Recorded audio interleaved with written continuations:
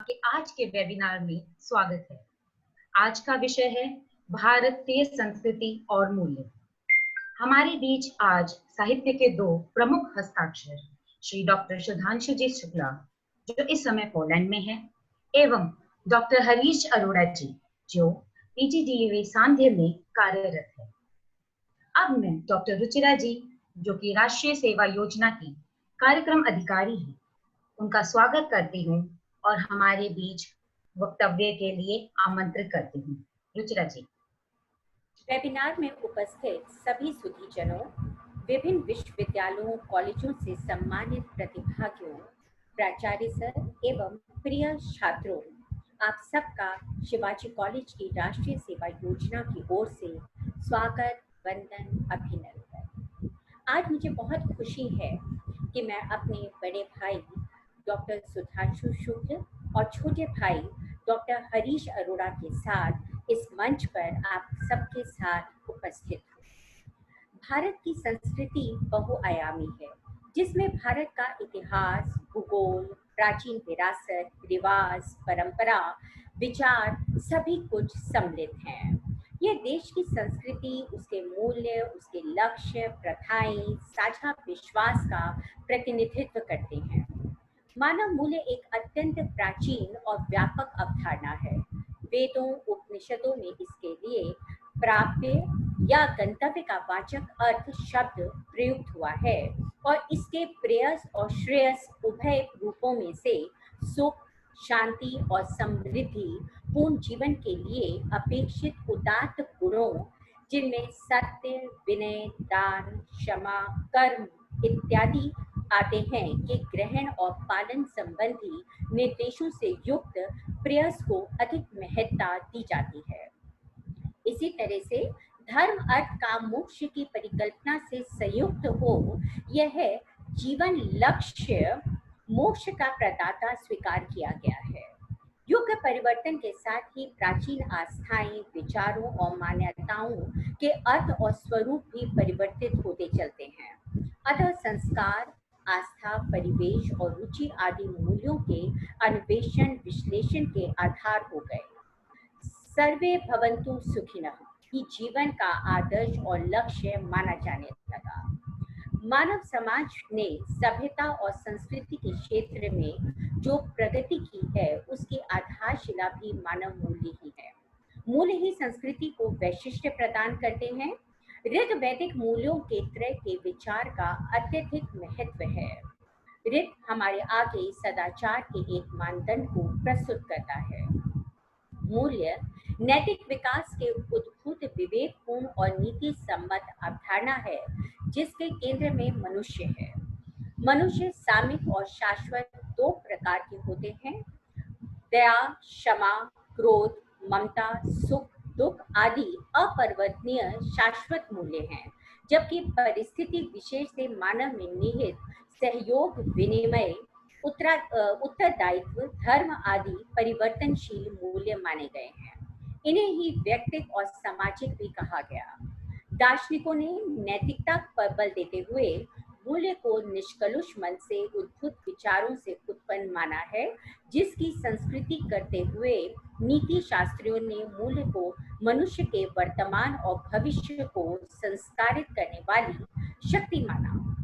साहित्य मानवीय अनुभवों का पूंजीभूत रूप है। अपने अनुभवों को सुरक्षित रखने के लिए वह उन्हें लिखित अभिव्यक्ति देता है और युगानुरूप उसके स्वरूप और वैशिष्ट्य का मूल्यांकन करने के लिए मूल्यों का निर्धारण करता है। अपनी सृजन से प्राप्त उसकी उपलब्धि ही मूल्य हो जाती है।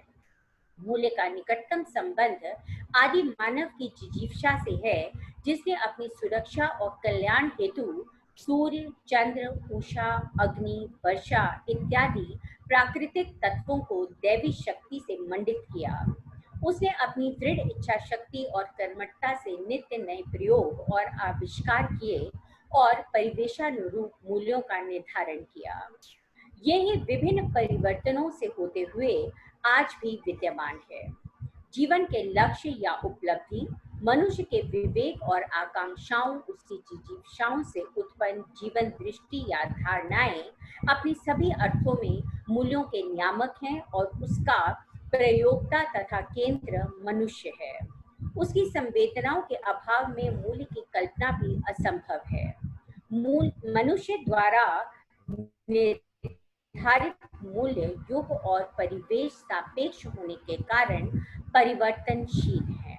शिवाजी कॉलेज की राष्ट्रीय सेवा योजना आप सबके सुख में प्रसन्न भविष्य की कामना करती है और इस विषय को खोलते हुए अब मैं अपने दोनों अनुभवों को, जो में से इस क्षेत्र में निश्चित रूप से बहुत आगे हैं, उनको मंच सौंपते हुए मैं आग्रह करती हूँ कि वो इस विषय को और अधिक विस्तार से हमारे सामने उपस्थित करें। धन्यवाद। धन्यवाद रुचिरा जी। अब मैं श्री मुकेश जी से अनुरोध करती हूँ कि वह आज के दोनों प्रमुख हस्ताक्षरों का परिचय दें। श्री मुकेश जी। नमस्कार साथियों, मैं मुकेश कुमार एनएसएस शिवाजी कॉलेज की तरफ से आपका स्वागत करता हूं और हमारे आज के दो वक्तागण सुधांशु सर और हरीश सर हमारे साथ हैं।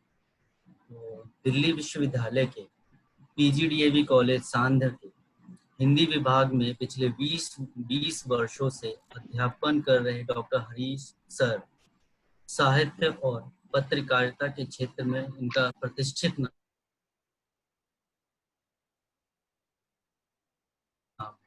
कविता, नाटक, पत्रकारिता और आलोचना पर इनकी लगभग 35 से अधिक पुस्तकें प्रकाशित हो चुकी हैं।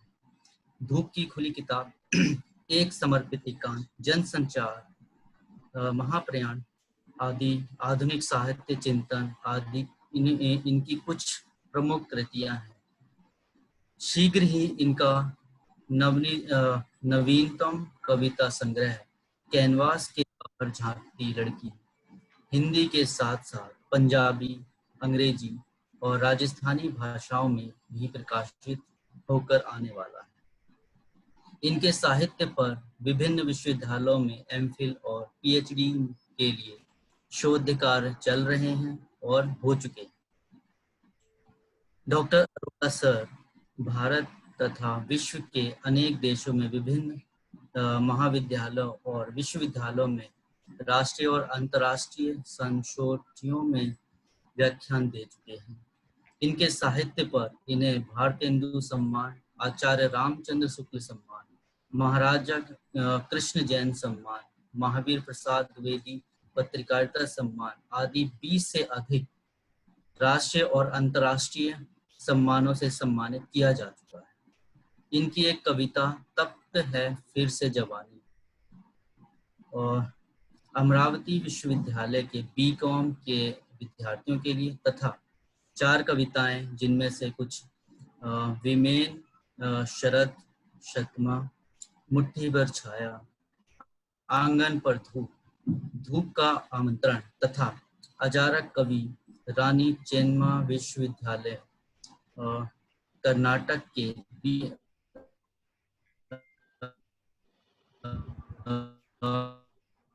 बीएस के विद्यार्थियों के लिए स्वागत करते हैं हरीश सर। एंड हमारे दूसरे जो सर हैं वो सुधांशु शुक्ला सर। सुधांशु शुक्ला सर वैसे तो मूलतः हंसराज महाविद्यालय के हिंदी विभाग में एसोसिएट प्रोफेसर हैं, लेकिन वर्तमान में 2 वर्षों से आईसीसीआर हिंदी चेयर पर वर्सा विश्वविद्यालय पोलैंड में कार्यरत। हिंदी की विभिन्न विधाओं में लगभग इन्होंने 25 किताबें प्रकाशित हो चुकी हैं। हिंदी भाषा और भारतीय संस्कृति व विदेश में विद्वानों के साहित्य पर समीक्षात्मक लेखन कर रहे हैं। तो सुधांशु सर, हम आपका भी स्वागत करते हैं। बहुत बहुत धन्यवाद। धन्यवाद मुकेश जी। अब मैं डॉक्टर हरीश अरोड़ा जी को आमंत्रित करती हूँ कि वह अपना वक्तव्य प्रारंभ करें। इसके साथ साथ मैं प्रतिभागियों को कुछ सूचना भी देना चाहती हूँ कि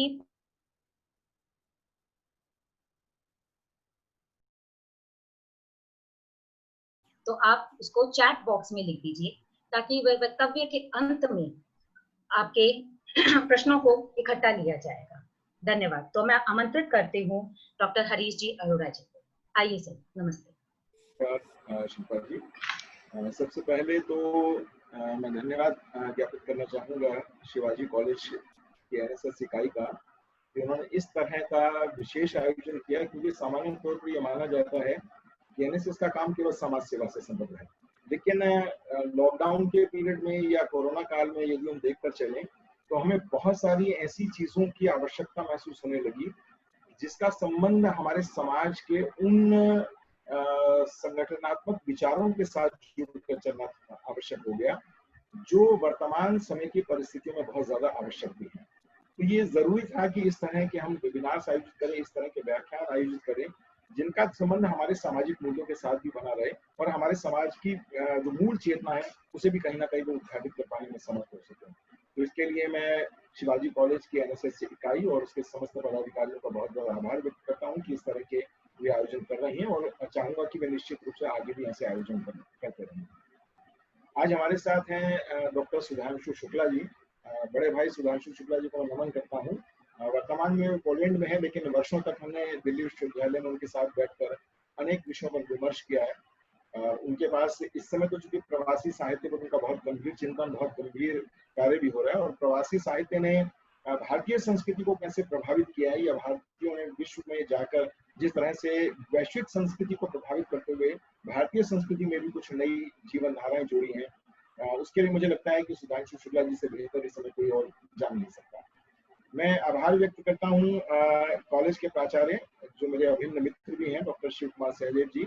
आज किसी कारण से वो मीटिंग में हैं, लेकिन उनसे लगातार पिछले कुछ दिनों से मेरी बातचीत हो रही है, और उनके आने के बाद से मुझे लग रहा है कि वेबिनार्स की प्रक्रिया तभी शुरू हुई। उससे पहले मुझे इस तरह की वेबिनार की प्रक्रिया पहले दिखाई नहीं दे रही थी। ये हो भी सकता है व्यक्ति की रुचि पर निर्भर करता है, और वो रुचि ही बहुत सारे लोगों को आपस में जोड़ पाती है। और मैं अपनी बड़ी बहन डॉक्टर रुचिरा जी का आभार व्यक्त करता हूँ कि उन्होंने मुझे इस वेबिनार के आयोजन किए, क्योंकि वो चाहती तो बहुत पहले से थी कि मैं काफी दिन पहले से ही वो चाह रही थी कि मैं एक वेबिनार में उनके साथ जुड़ूं, लेकिन दुर्भाग्य से कोरोना काल ने मुझे भी प्रभावित किया, और लगभग 15-20 दिन तक उस आपदा से निकलकर मैं बाहर आया। लेकिन व्यक्ति की जिज्ञासाएं उसे बहुत बल देती हैं, उसको आंतरिक स्तर पे जिस तरह की शक्ति प्रदान करती है। शायद यही कारण है कि साहित्य से जुड़ा हुआ व्यक्ति या अध्यापन से जुड़ा हुआ व्यक्ति इस तरह की बीमारियों से कभी घबराता नहीं है या परेशान नहीं होता।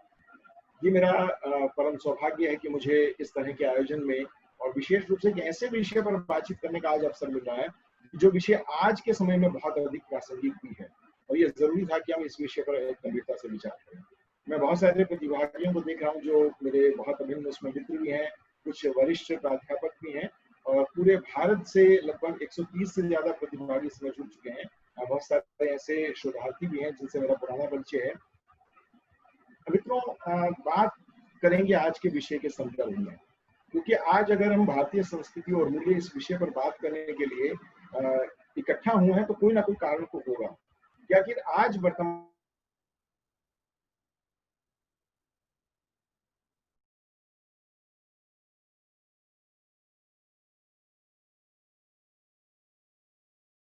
के आक्रमण लगातार भारत पर हो रहे हैं, और भारत के आंतरिक परिवेश को देखकर चले, अगर हम आंतरिक रूप से देखकर चले तो आंतरिक स्थितियां भी इस तरह की बन रही हैं कि हमें अपनी संस्कृति और मूल्यों के प्रति, उनके संरक्षण के प्रति बहुत गंभीरता से विचार करने की आवश्यकता है।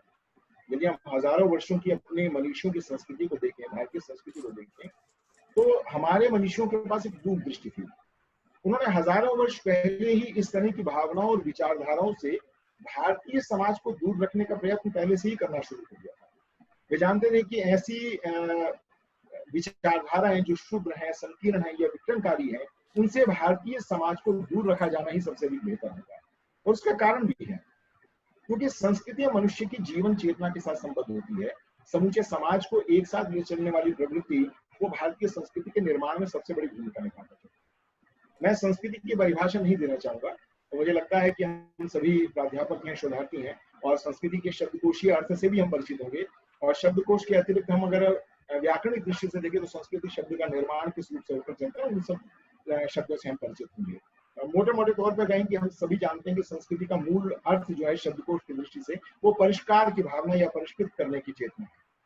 लेकिन विभिन्न विद्वान अलग अलग रूपों में संस्कृति को व्याख्यायित भी करके चलते हैं। वो मानकर चलते हैं कि संस्कृति किन किन रूपों से निकल कर आई है, और ये जानना हमारे लिए बहुत जरूरी है, क्योंकि हम संस्कृति के उन विद्वानों के विचारों से यदि परिचित होते हैं तो निश्चित रूप से हम संस्कृति के व्यापक अर्थ या व्यापक चेतना को आसानी से समझ सकते हैं। मूल रूप से देखा जाए तो बहुत सारे विद्वानों ने अपने अपने आधार पर संस्कृति को व्याख्यायित करने की कोशिश की है, लेकिन मुझे सबसे अधिक दिनकर एक ऐसे रचनाकार रहे जिन्होंने भारतीय संस्कृति के जो 4 अध्यायों के माध्यम से अपनी भारत की जीवन शैली और भारत की जीवन चेतना और भारतीय संस्कृति की विराटता को परिलक्षित किया।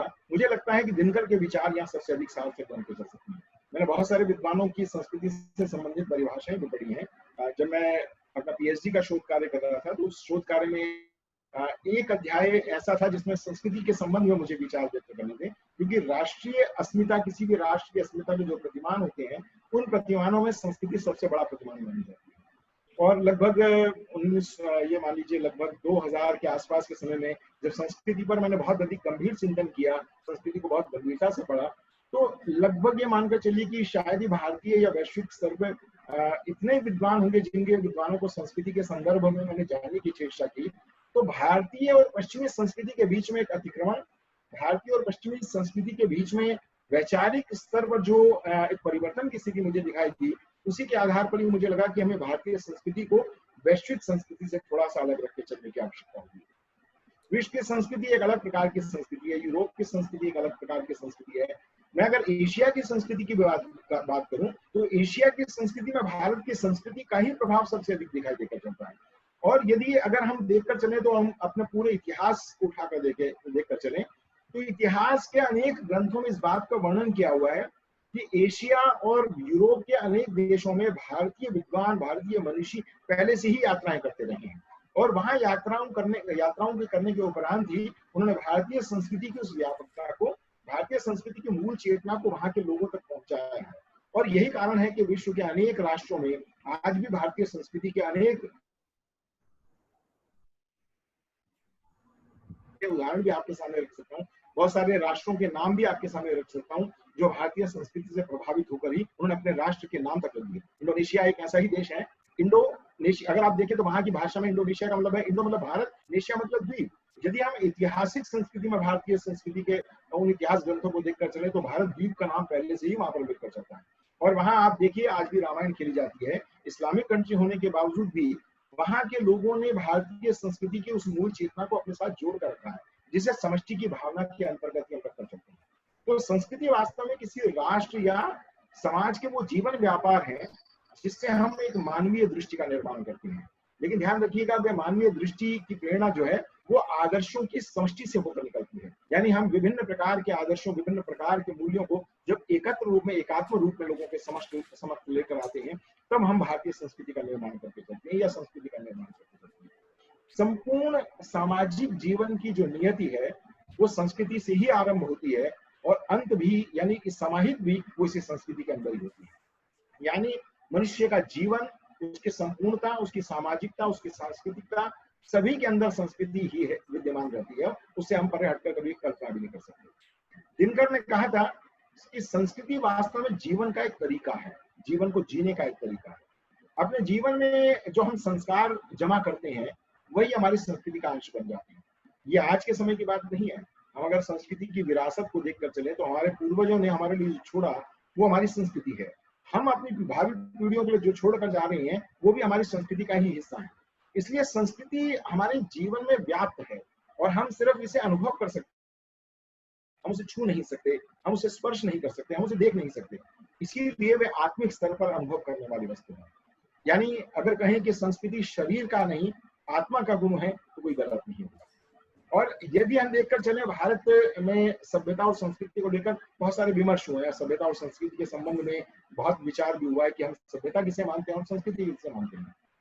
यानी कि सभ्यता एक बाह्य आवरण है। हम अपने राष्ट्र के निर्माण में सभ्यता और संस्कृति दोनों का ही पक्ष लेते हैं। हम ऊंची ऊंची इमारतें खड़ी कर सकते हैं, हम भव्य भवन खड़े कर सकते हैं, उन बड़े बड़े पुल बना सकते हैं, हम बड़ी बड़ी तकनीकों के माध्यम से अपने राष्ट्र को विकास की ओर ले जा सकते हैं। ये हमारी सभ्यता के अंश होते हैं। लेकिन संस्कृति इन सबसे परे एक ऐसा मूल अंश है जो भारत ही नहीं बल्कि विश्व के किसी भी राष्ट्र को पराकाष्ठा तक ले जाने का सबसे बड़ा काम करता है। और यही कारण है कि अगर हम हजारों वर्ष पुरानी संस्कृति को देखकर चलें तो भारत की संस्कृति विश्व की सबसे प्राचीन संस्कृति के रूप में आज भी जानी जाती है। और आपको याद भी होगा, बहुत चर्चित रचनाकार ने लिखा भी है, यूनान, मिस्र, रोमा सब लिख गए जहां से कुछ बात है कि हस्ती मृत्यु नहीं है हमारी।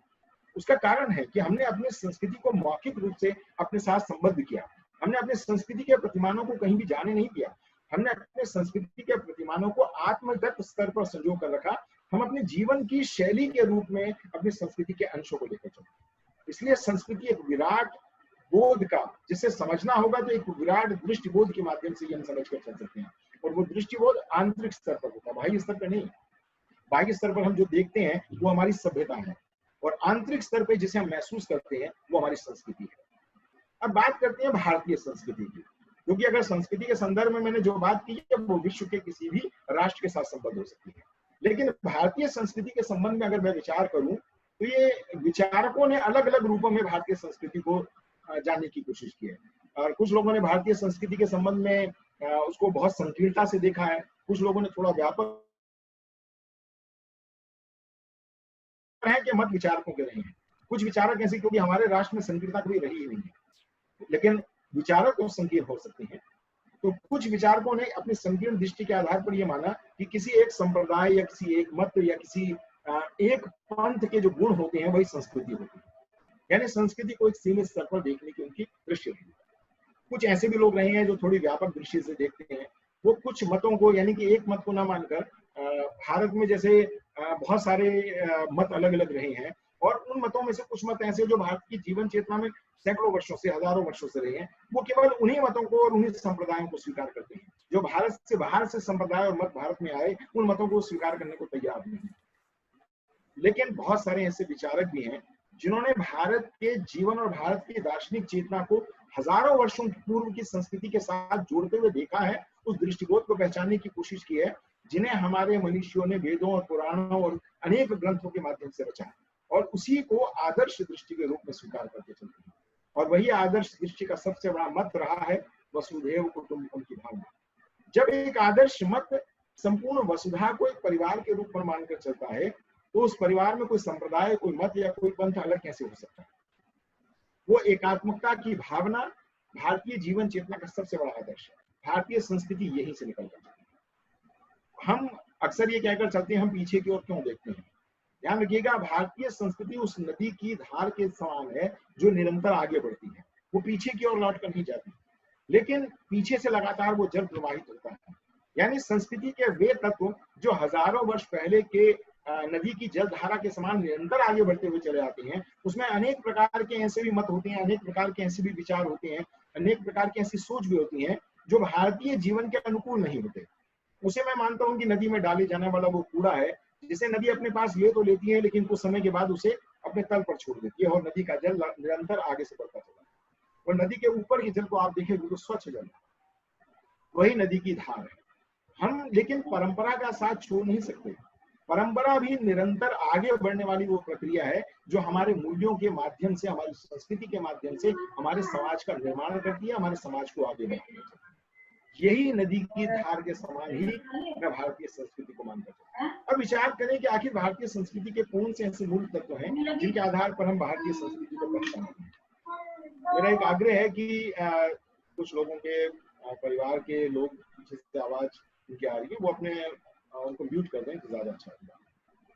हम भारतीय संस्कृति के मूल तत्वों पर विचार करके चलें, और मुझे लगता है कि भारतीय संस्कृति के मूल तत्व इतने ज्यादा हैं कि जिनके बारे में एक ही किसी संगोष्ठी में, एक वेबिनार पर चर्चा करना बड़ा आसान नहीं है। लगभग उसके 3-4 घंटे अगर हम बातचीत करें तो हम बहुत विराट स्तर पर उस पर बातचीत कर सकते हैं।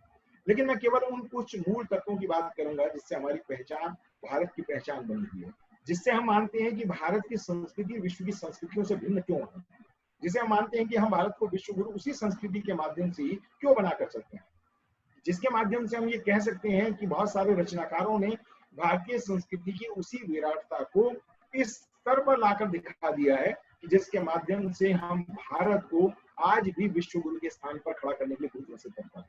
उन्हें सबसे पहला और सबसे महत्वपूर्ण तत्व है उसकी प्राचीनता या उसकी सनातनता। विश्व में सबसे प्राचीन संस्कृति के दो राष्ट्र माने जाते हैं, एक भारत और दूसरा चीन।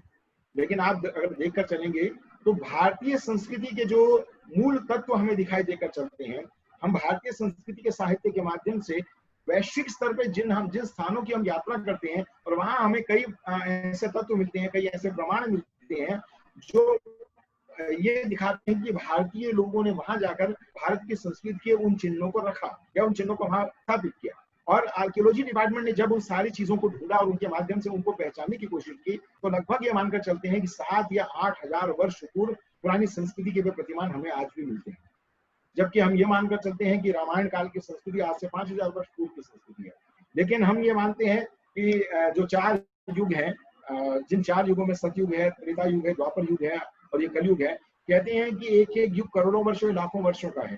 तो हम अगर लाखों या करोड़ों वर्षों की बात करके चले तो मुझे लगता है कि शायद वो ऐतिहासिक दृष्टि से भी हमारे लिए प्रमाणित नहीं हो सकते। लेकिन हम उन ग्रंथों के आधार पर या उन प्रमाणों के आधार पर जिनके द्वारा हम भारत की पहचान, भारत की संस्कृति को जानकर चलते हैं और जिनको आर्कियोलॉजी डिपार्टमेंट ने प्रमाणित भी किया है, तो लगभग 8000 से लेकर 12000 वर्ष पूर्व तक के कुछ प्रमाण ऐसे मिलते हैं जो मानव सभ्यता के नहीं, भारतीय सभ्यता के और भारतीय संस्कृति के जीवन को दिखाने का प्रयत्न करते हैं। हड़प्पा और मोहनजोदाड़ो की संस्कृति की अगर हम देखकर चलें तो उससे प्राचीन संस्कृति विश्व में कहीं हमें दिखाई देकर नहीं चलती, और वो भी सर्वोत्कृष्ट संस्कृति के प्रमाण वहां पर मिलते हैं और कहते हैं लगभग वो 12000 वर्ष पूर्व के वहां पर हमारे सामने प्रमाणिक वस्तुएं मौजूद हैं। जब विश्व के अन्य भागों में संस्कृति के अंकुर फूटे ही नहीं थे, उस समय आरंभ ही नहीं हुआ था, उस समय भारत एक विकसित संस्कृति के रूप में पल्लवित हो चुका था। मैं एक छोटे से उदाहरण से अपनी बात आपके सामने प्रमाणित करना चाहूंगा, और ये बात मैं अपनी ओर से नहीं कह रहा। जब मैं पाश्चात्य काव्यशास्त्र पर अध्ययन कर रहा था और तो वेस्टर्न पॉलिटिक्स को पढ़ते समय मैंने एक चीज महसूस की कि भारतीय मनीषा ने हजारों वर्ष पहले, सैकड़ों हजारों वर्ष पहले जिन ग्रंथों में काव्यशास्त्र का निर्माण कर दिया था, वहां केवल 1.5 या 2000 वर्ष पूर्व पश्चिम की संस्कृति का उदय, पश्चिम के दर्शन का उदय होता हुआ दिखाई देता। और आप जानते हैं प्लेटो और अरस्तु के माध्यम से पश्चिम के विचार, पश्चिम की दार्शनिकता हमारे सामने निकलता है। अरस्तु का शिष्य सिकंदर जब विश्व विजय के अभियान के लिए निकला था, ये एक पश्चिम के दार्शनिक की पुस्तक से मैंने उद्धृत किया है और मेरे पास वो पुस्तक के वो पृष्ठ आज भी उपलब्ध होंगे, और मैंने बकायदा अपनी पाश्चात्य काव्यशास्त्र की पुस्तक लिखी तो उसमें मैंने उस बात को कोट भी किया है। और उसको उदाहरण इसलिए देना चाहता हूं कि इससे हमें पता चलेगा कि हमारी संस्कृति की विराटता या हमारी संस्कृति की पराकाष्ठा कितनी अधिक महत्वपूर्ण रही है। अरस्तु से जब आज्ञा लेकर सिकंदर विश्व विजय के अभियान के लिए निकला तो वो अपने गुरु के पास आया और उसने पूछा कि मैं विश्व विजय के लिए अभियान के लिए निकलता हूँ, तो मैं जब विश्व विजय करके आपके पास लौट कर आऊं तो मैं आपके लिए क्या लेकर आऊं।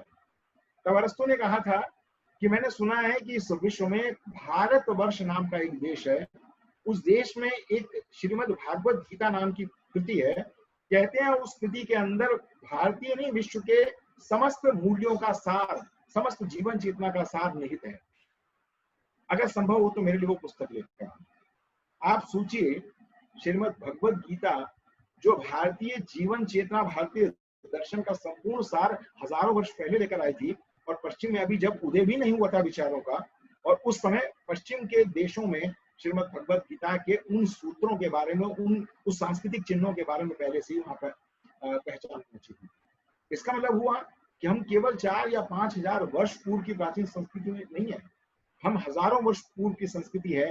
या ये भले ही हो सकता है कि उस संस्कृति में अनेक प्रमाण आज हमारे पास उपलब्ध ना हो, लेकिन हमारे ग्रंथ, विश्व के अनेक विद्वानों के लिखे गए ग्रंथ, उन ग्रंथों के आधार पर हम अपनी प्राचीनता को पूरी तरह से दिखाकर चल सकते हैं। आपको याद होगा कि हमारे यहाँ नालंदा विश्वविद्यालय रहा है, तक्षशिला विश्वविद्यालय रहा है। कहते हैं नालंदा विश्वविद्यालय में विश्व के समस्त देशों के लोग वहां अध्ययन करने आते थे। नालंदा से पूर्व कैसे और भी अनेक विश्वविद्यालय भारत में नहीं होंगे, और उनके बारे में जब हम ये कहते हैं कि इतनी विराट संस्कृति, इतने विराट विषय भारतीय विद्वानों के द्वारा एक विश्वविद्यालय में पढ़ाए जा रहे हैं, तो निश्चित रूप से वो पहली बार तो कोई विश्वविद्यालय बना नहीं होगा। उससे पहले ज्ञान की कितनी परतें रही होंगी, ज्ञान की कितनी परतों को हमने विश्व के सामने किसी अन्य माध्यम से लाने की यत्न किया होगा, चेष्टा की। ये कारण है कि विश्व की सबसे प्राचीन संस्कृति में हम इस मूल तत्व को भारतीय संस्कृति का सबसे महत्वपूर्ण तत्व मानकर चलते हैं, उसकी सनातनता। दूसरा बिंदु आता है आध्यात्मिकता। मैं केवल 5 या 7 बिंदुओं पर चर्चा इसलिए करूंगा कि वही भारत के मूल्यों के निर्माण करने की या मानव के मूल्यों के निर्माण करने की सबसे महत्वपूर्ण दिशा में हमें लेकर चलते हैं। आध्यात्मिकता, ये ध्यान रखिए, आध्यात्मिकता का मतलब केवल पूजा पाठ नहीं है। आध्यात्मिकता का मतलब है कि धर्म और ईश्वर के प्रति श्रद्धा। धर्म क्या है? मनुष्य के गुण है, और ईश्वर के प्रति श्रद्धा या हम धर्म मनुष्य के गुणों के प्रति जो श्रद्धा का भाव है वो मनुष्य के द्वारा ही किया जाता है। अक्सर लोग कहते हैं कि धर्म का मतलब है रिलीजन। ध्यान रखिएगा, उसे आप कौन मत कीजिए। धर्म कभी रिलीजन नहीं हो सकता।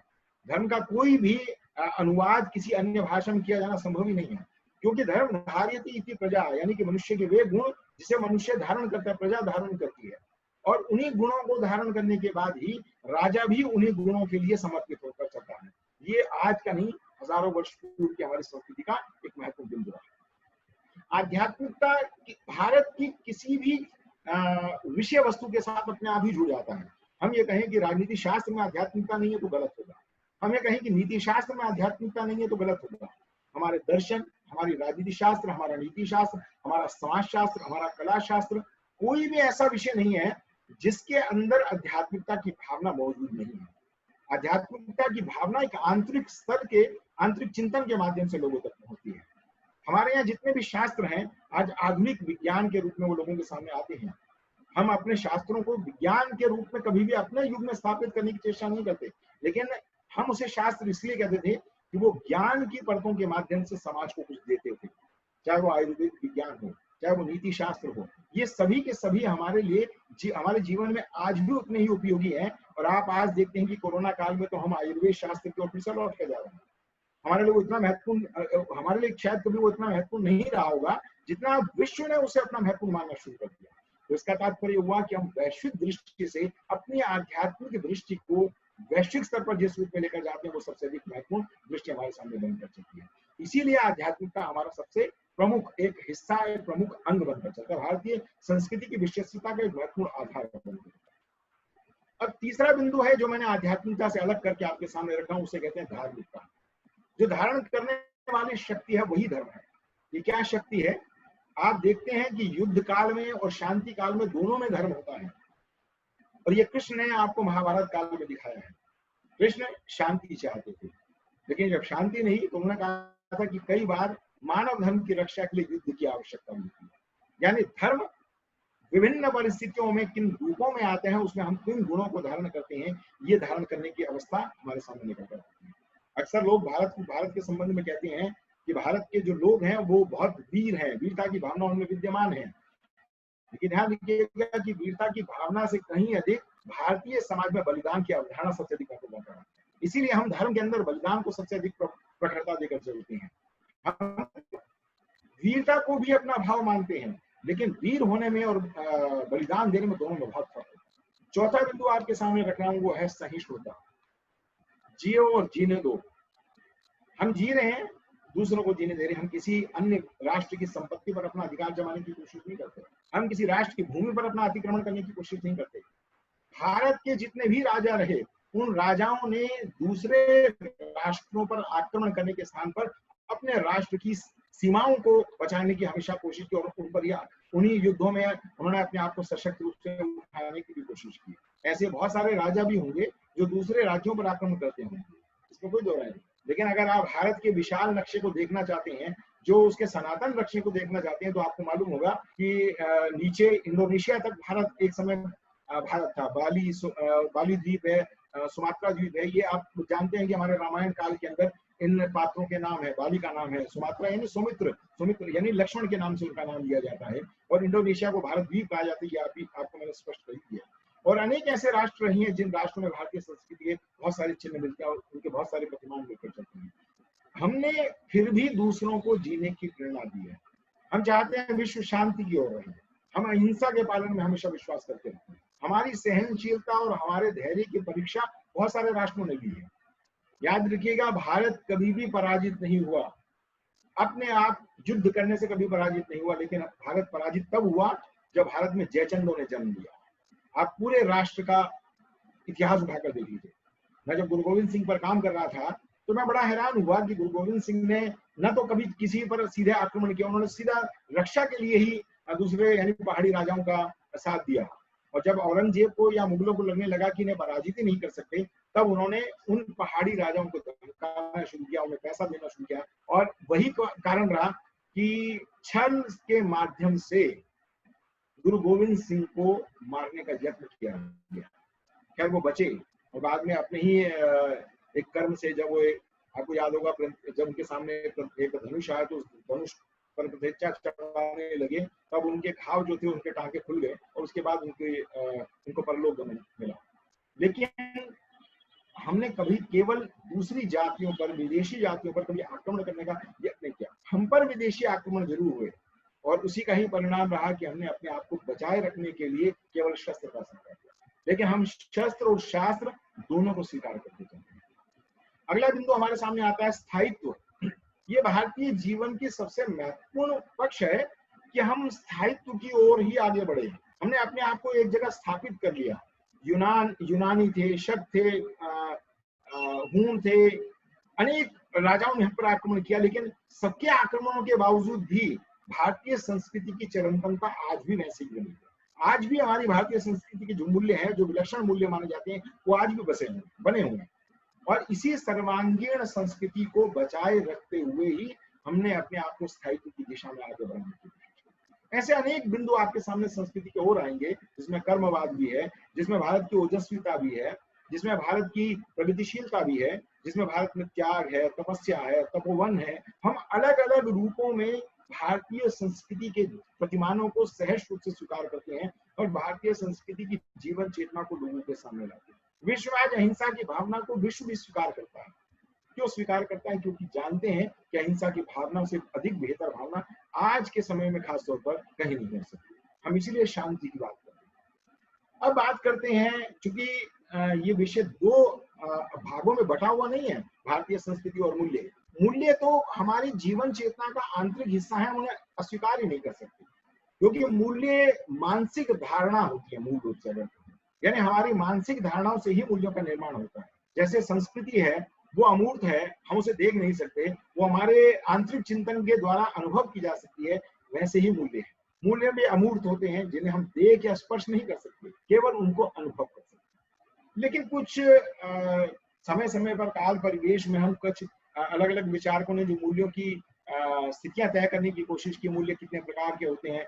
कई बार मुझे लगता है कि हम किसी प्रकार से हम मूल्यों का निर्धारण कैसे कर सकते हैं। हर व्यक्ति के अंदर कुछ गुण हो सकते हैं, तो कुछ निश्चित रूप से अवगुण भी हो सकते हैं, और कुछ लोग ऐसे भी होते हैं जो गुणों और अवगुणों से बिल्कुल परे होते हैं, जिन्हें हम त्यागी या संत कह सकते हैं। उन्हें ना तो वो गुण की प्रभाव होती है, ना उन्हें अवगुण की प्रभाव। वो तो जो मन में होता है उनके साथ, ईश्वर के साथ आध्यात्म करने वाली स्थिति में अपने आप पहुंच जाते हैं। लेकिन वो साधना, वो त्याग, तपस्या, तपोवन, वो तभी संभव हो सकता है जिस व्यक्ति में आंतरिक स्तर पर वो ऊर्जा हो जिसके द्वारा वो समाज में कल्याण की भावना को लेकर चले। मैं कहीं किसी किताब में लगभग 4 या 5 वर्ष पहले पढ़ रहा था कि कितने तरह के मूल्य होते हैं, तो मैं हैरान हुआ कि अलग अलग विचारकों के मत अलग अलग। उसमें भारतीय विचारक भी थे, पश्चिमी विचारक भी थे। कि जैविक मूल्य होते हैं, सांस्कृतिक मूल्य होते हैं, सामाजिक मूल्य होते हैं, विशिष्ट मूल्य होते हैं, मानव मूल्य। इतने तरह के मूल्य हैं कि हम उन्हें अलग अलग कैसे करें। मुझे लगता है कि अगर हम इन्हें केवल मानव मूल्य कहें तो सभी मूल्य उसके अंदर समाहित हो जाते हैं, क्योंकि मानव भारतीय समाज का, विश्व समाज का एक हिस्सा है। जो व्यक्ति सामाजिक है, निश्चित रूप से वो व्यक्ति वही होगा जो समाज में रहता है। व्यक्ति ही सांस्कृतिक होता है, समाज सांस्कृतिक होता है, समाज व्यक्तियों से बनता है। व्यक्ति के विशिष्ट मूल्य जो है वो उसकी आंतरिक चेतना पशुओं में नहीं होती। ध्यान रखिएगा, चेतना का स्वर है वो मनुष्य के अंदर विद्यमान। इसलिए हम मानव मूल्य की बात करते हैं। बताइए, हम कभी जानवरों के मूल्य की चर्चा कभी भारतीय साहित्य में, किसी साहित्य में कर सकते हैं? नहीं। मनुष्य के आंतरिक स्वरूप में जो चेतना जागृत होती है, वही चेतना हमारे मूल्यों का निर्माण करती है। चेतना का स्वर ये जरूर हो सकता है कि कुछ व्यक्ति बहुत उत्कृष्ट स्तर पर, कुछ व्यक्ति अनंत दिशा की ओर बढ़ जाते हैं, जिनकी चिंतन शक्ति वैश्विक स्तर पर, मतलब या वैश्विक नहीं कहूंगा, ब्रह्मांडीय स्तर पर पहुंच जाती है। तो वो चिंतन की दिशा उस व्यक्ति के व्यक्ति को महापुरुष बना पाने में समर्थ हो जाती है। सामान्य तौर पर देखें तो जैविक मूल्य होते ही क्या है? जैविक मूल्य होते कि शराब नहीं पीनी चाहिए, ये अपने व्यक्ति अपने शरीर के क्योंकि मनुष्य सोचेगा तभी तो ये कल्पना करेगा। तो जो चीज गलत है और जो चीज सही है उसका निर्धारण व्यक्ति अपने आप ही करके चलता है। और इसी कारण से हम जैविक मूल्यों की बात जो है वो अक्सर सामान्य दृष्टि के रूप में कर जाते हैं। लेकिन दो महत्वपूर्ण बातें हैं जिन पर हमें चर्चा करने की आवश्यकता है, एक सांस्कृतिक मूल्य और दूसरा सामाजिक मूल्य। तो मैं मानता हूं कि सांस्कृतिक मूल्य भी सामाजिक मूल्य के अंदर ही निहित की जा सकती है। भारत में सत्य, प्रेम, सेवा, सद्भावना, शांति, अहिंसा, न्याय, मानवता, सामाजिक समानता, राष्ट्रता की भावना आदि आदि अनेक तरह के मूल्य हैं जिन मूल्यों का अतिक्रमण एक मूल्य के साथ दूसरे मूल्य में सहज रूप से हो सकता है। लेकिन सच्चाई ये है कि मूल्य समाज के भीतर से ही उत्पन्न होते हैं और मनुष्य उन्हीं मूल्यों के द्वारा ही अपने आप को महान बना पाने में समर्थ हो सकता है। आपको मालूम होगा, अक्सर कहा जाता है, कथाओं में भी पढ़ा है हमने, पौराणिक कथाओं में तो अनेक कथाएं इस तरह की होती हैं जिनमें हमें पता चलता है एक व्यक्ति का चरित्र अचानक एकदम से बदलता है। वो महापुरुष की संज्ञा में नहीं बल्कि भगवान की संज्ञा में लिया जाता है। भगवान वाल्मीकि का अगर उदाहरण देखना चाहिए, कहते हैं कि वो एक समय डाकू थे और उसके बाद देखिए वो महापुरुष थे। व्यक्ति के जीवन में केवल एक क्लिक, एक ऐसा क्षण होता है जिस क्षण में वह उसकी अपनी समूची जीवन चेतना अचानक बदल जाती है और उस समूची जीवन चेतना के माध्यम से वह जीवन की सामाजिकता के साथ अपने आप को संबद्ध कर लेता है। जहां वो सामाजिकता के साथ संबद्ध करता है वहीं संस्कृति अपने आप ही उसके अंदर निहित होना शुरू हो जाती है। सांस्कृतिक मूल्यों का निर्माण सामाजिक, अगर हम देखें मनुष्य जो समाज में रहता है, हमारे रीति रिवाज, हमारी परंपराएं, हमारे विवाह की प्रथाएं, ये सभी हमारे ग्रंथों में पहले से लिखी है। ये हमारे संस्कृति के महत्वपूर्ण अंश है और इन्हीं अंशों के आधार पर ही हम अपने सांस्कृतिक मूल्यों को समाज की विरासत के रूप में आगे संजोकर आगे बढ़ाते चलते हैं। मैं पीछे एक दिन मनुस्मृति पढ़ रहा था, बहुत सारे विवाद मनुस्मृति को लेकर रहे, तो मैं मनुस्मृति को पढ़ रहा था, मैं हैरान हुआ कि मनुस्मृति में ही जो विवाह के आज के जो रीति रिवाज है वो मनुस्मृति में पहले से दिए हैं। सप्तपदी मनुस्मृति के अंदर पहले से दिए हैं, और बल्कि मनुस्मृति में ही बहुत सारे ऐसे पौराणिक ग्रंथ है या पुराण है या अन्य ग्रंथ है जिनके अंदर इसका वर्णन किया है कि सप्तपदी होनी चाहिए, विवाह संस्था है और उस संस्था में सप्तपदी का एक सबसे महत्वपूर्ण पक्ष है। स्त्री धन, ये भी उसमें आपको उसी पुराने ग्रंथों में मिलकर चलता है। तो जब हम अपने प्राचीन ग्रंथों की विरासत को आगे बढ़ाते हैं तो निश्चित रूप से जो मूल्य भारतीय समाज के तात्कालिक परिवेश में अधिक महत्वपूर्ण होते हैं वो हमारी संस्कृति का हिस्सा बन जाते हैं। ध्यान रखिएगा, संस्कृति समय समय पर कुछ तत्वों को छोड़ती भी है और समय समय पर कुछ नए तत्वों को ग्रहण भी करती है, और जिन तत्वों को ग्रहण करती है वो परंपरा के माध्यम से जो आ रहे हैं उन तत्वों में से जो जड़ हो जाते हैं उन्हें निकाल देती है। मैंने आपके सामने इसीलिए उदाहरण दिया था कि वो नदी की तरह है। मैं चाहता तो उसे सागर की तरह भी कह सकता था, विराटता दिखा सकता था। मैं चाहता था उसे तालाब की तरह भी कह सकता था, लेकिन तालाब का पानी हमेशा ठहरा हुआ पानी होता है जिसमें जड़ता आ जाती है, और जब इसमें काई जमना शुरू हो जाती है और गंदला हो जाता है। संस्कृति कभी भी गंदली नहीं होती, वो धीरे धीरे आगे बढ़ती है और अपने साथ नए नए सांस्कृतिक मूल्यों को भी लेकर चलती है। मुगलों ने हम पर आक्रमण किया तो हमने मुगल संस्कृति को स्वीकार कर लिया। उसमें बहुत सारे ऐसे प्रतिमान हैं जो भारतीय संस्कृति का सहज रूप से हिस्सा बन गए। जो राजस्थान में घूंघट की प्रथा वो भारतीय संस्कृति की प्रथा कभी नहीं रही, लेकिन उस समाज ने उसे स्वीकार किया और हमें लगने लगा कि ये समाज संस्कृति का हिस्सा बन सकता है, उसे स्वीकार करने में क्या बुराई है। लेकिन जो प्रथाएं भारतीय संस्कृति की जीवन चेतना को कहीं ना कहीं एक अवमूल्यन की स्थिति की ओर ले जाती थी, हमने उसे अस्वीकार कर दिया। सती प्रथा भारतीय संस्कृति का एक समय पर बहुत प्रामाणिक हिस्सा माना जाती थी, लेकिन आज सती प्रथा को हमने अस्वीकार कर दिया क्योंकि वो हमारे मूल्यों के साथ, हमारी जीवन चेतना के साथ कोई संबंध बनता हुआ दिखाई नहीं देता, हमने उसे अस्वीकार कर दिया। यही परंपराएं जब आगे बढ़ती हैं तब वो नदी के जल की तरह आगे बढ़ती हैं। उसमें बीच में कोई पत्थर भी आ सकता है, कोई विघ्न भी आ सकते हैं, लेकिन वो जल कटता है और फिर जल जुड़ जाता है। लेकिन समुद्र में ऐसा नहीं होता, समुद्र उछाले भरता है, समुद्र का जल जितना कूड़ा होता है वो बाहर निकाल कर फेंक देता है समाज के सामने। तो संस्कृति कभी ऐसा नहीं करती, संस्कृति अपने तल में उसे ले जाती है और उसे वहीं स्थापित कर देती है, यानी कि नदी के जल के अंदर वो तल के अंदर चली जाती है और ऊपर शीतल जल ही विद्यमान करता है। इसीलिए हमें समझना होगा कि मानव मूल्यों से ही हम संस्कृति का निर्माण करते हैं। इसीलिए मनुष्य समाज के लिए सबसे अधिक महत्वपूर्ण उपयोगिता, अगर उपयोगी बिंदु है तो वो है कि वो मनुष्य अपने समय और समाज में समाज के लोगों के साथ विभिन्न भाषाओं, विभिन्न जातियों, विभिन्न संप्रदायों, विभिन्न मतों, विभिन्न विचारधाराओं के बावजूद भी अगर एकत्व की भावना अगर स्थापित कर सकता है तो वही भारतीय संस्कृति बनती है। एक बिंदु मैं अंत में और कहना चाहूंगा, और मुझे लगता है क्योंकि शुक्ला जी हमारे साथ हैं और समय लगभग 1.5 घंटे का दिया है, तो उसी के अनुरूप ही मैं अपनी बात को यहाँ विराम भी करूंगा। भाषा भी हर राष्ट्र की संस्कृति का एक बिंदु होती है। लोग अक्सर कहते हैं कि भाषा संस्कृति का हिस्सा कैसे हो सकती है, क्योंकि हम संस्कृति की जिस विरासत को आगे आने वाली पीढ़ियों को सौंपना चाहते हैं वो साहित्य के माध्यम से कर सकते हैं, भाषा के माध्यम से। और भारत में तो हर शब्द एक संस्कृति के साथ संबद्ध होता है, हर शब्द एक संस्कृति के साथ निहित होता है। अक्सर हम बहुत सारे ऐसे शब्दकोश लेते हैं जिनमें पर्यायवाची शब्द हमारे सामने दिए जाते हैं और हम मान लेते हैं कि हर शब्द पर्यायवाची किसी भी एक शब्द के स्थान पर दूसरा शब्द रखा जा सकता है, लेकिन ऐसा होता नहीं है। नदी इस कारण से नदी कही जाती है क्योंकि उसमें नाद होता है। उसके स्थान पर हम सरिता या शैलजा नहीं कह सकते। सरिता यानी जो जंगलों से निकल कर आती है, शैलजा यानी जो पर्वतों से निकल कर आती है। ये हमारी संस्कृति के अभिन्न हिस्से हैं। हम हर शब्द में एक सांस्कृतिक अर्थ की अभिव्यंजना करके चलते हैं। आप जल और पानी को देख लीजिए, जब तक जल मटके में है जल है, जब तक वो किसी पात्र में है जल है, जब तक वो बह रहा है तब तक वो जल है। लेकिन हम पानी पीते हैं, पानी कब पीते हैं? यानी कि जब हमारे आचमन में वो आता है तो वो पानी कहलाता है, यानी पीने के समय उसे पानी कहा जाता है। ये हमारी संस्कृति का हिस्सा है। और आपको याद होगा, आचमन की बात कर रहा हूँ, हथेली की बात कर रहा हूँ, तो आपने भारतीय संस्कृति में विवाह संप्रदाय के अंदर, विवाह संस्था के अंदर देखा होगा पाणी ग्रहण संस्कार होता है। यानी हथेली, एक माता पिता अपनी बच्ची की हथेली वर पक्ष को देते हैं। ये पाणी ग्रहण संस्कार हमारी संस्कृति का एक हिस्सा है।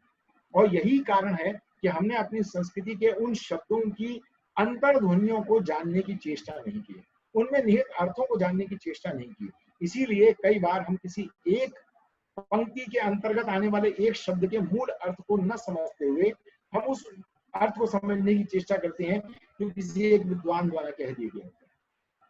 हम जब उस शब्द की आंतरिकता तक पहुंचना चाहते हैं तो हमें उसे काल, उस परिवेश को भी समझने की आवश्यकता होगी, जिस काल और परिवेश में रचनाकार ने उस कविता में या उस रचना में उस शब्द का निर्माण किया, उस शब्द को उद्धृत किया होगा।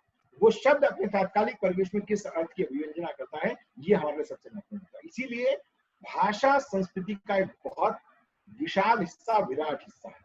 और मैं मानता हूं कि जब आप विराटता की बात कर रहे हैं तो निश्चित रूप से आज भी हम भारतीय संस्कृति को विश्व की सबसे प्राचीन संस्कृति कह रहे हैं, तो हमें याद रखना, ध्यान रखना होगा कि इसी संस्कृति को बचाए रखने में, इसी संस्कृति को वैश्विक स्तर पर विराटता और पराकाष्ठा की ओर ले जाने में योगदान भारतीय समाज को ही करना होगा। उस भारतीय समाज को जो भारत में रहता है, उस भारतीय समाज को जो भारत से बाहर प्रवासी जगत में चला जाता है, क्योंकि दोनों जगह पर जाने के बाद ही हम वैश्विक स्तर पर वसुदेव कुटुंबकम की भावना को उद्धृत करते हैं, वसुदेव कुटुंबकम की भावना का निर्धारण करके चलते हैं। तभी हम भारत ही नहीं, विश्व में अपने आप को फिर से विश्व गुरु के रूप में स्थापित कर सकते हैं। यही हमारी भारतीय संस्कृति का सबसे महान चिंतन है। यही हमारी भारतीय संस्कृति की विराटता और उस विराट बोध को समझने का एक अवसर हमें प्रदान करके चल सकता है। बहुत बहुत धन्यवाद। जब ये वेबिनार समाप्त होगा या संपूर्ण होगा, उसके पश्चात हम प्रश्न भी आमंत्रित करेंगे और आपके प्रश्न चैट बॉक्स में मिलते रहेंगे, तो निश्चित रूप से हम उनके ऊपर विचार करेंगे। बहुत बहुत धन्यवाद। बहुत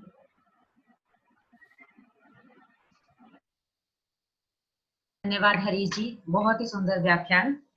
अब मैं श्री सुधांशु जी शुक्ला जी को आमंत्रित करती हूँ कि वह अपना वक्तव्य प्रारंभ करें। डॉक्टर सुधांशु जी। तहे दिल से रुचिरा जी, आपका, शिवाजी कॉलेज का और अपने अनुज डॉक्टर हरीश अरोड़ा जी का मैं तहे दिल से आभार प्रकट करता हूँ। और आज इस मंच से दोनों ही लोग मेरे लिए बहुत प्रिय हैं। डॉक्टर रुचिरा, जिनका पूरा का पूरा परिवार, इनके ताऊ जी से लेकर इनके पिताश्री, इनकी ताई जी, इनकी मम्मी और इनकी बहनें, सब एक पवित्र पावन अध्ययन अध्यापन के क्षेत्र में आए। और मुझे आज जो मैं बना हूं उसमें इस परिवार का बहुत बड़ा योगदान रहा। और बेरोजगारी के समय में मुझ जैसे न जाने कितने परिवारों को, लोगों को इस परिवार ने समय समय पर मदद की, कहीं कहीं काम से, किसी किसी काम से जोड़ा। इस मंच से मैं आज ये आभार भी प्रकट करना चाहता हूँ। रुचिरा जी, आपका इतना अधिक अनुभव है, मुझसे भी ज्यादा अनुभव है। आपकी वाणी की विनम्रता, आपकी विद्वता, विद्यालय के अंदर इतने दिनों से आप कार्य कर रही हैं, उसके साथ यूजीसी कथा साहित्य पर अद्भुत कार्य किया, इसके लिए बहुत बहुत आपको बधाई। साथ ही मेरे सामने बैठे हैं डॉक्टर हरीश अरोड़ा। डॉक्टर तो मैं बस औपचारिक रूप से कह रहा हूं, मेरे अनुज, ऐसा अनुज जिसे मैं कभी नहीं भूल सकता। ऐसे समय पर और बीमार होने पर भी अनुज को मैं मैसेज भेजता था, खबर मिलती थी। और इस मंच पर तैयार करने में या भेजने में जिस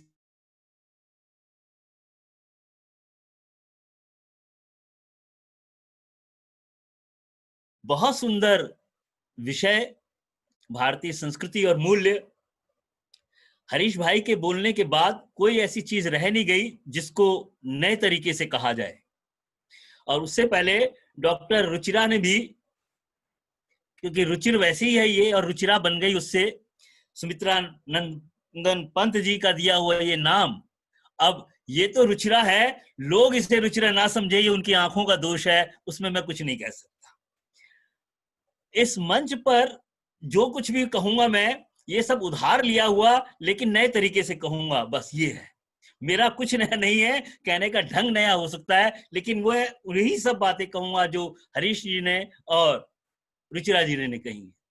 साथियों, जिस संस्कृति की हम बात कर रहे हैं, निश्चित रूप से जैसा कि हरीश भाई ने बताया कि 8000 से 12000 साल तक का पिछला इतिहास देख लें।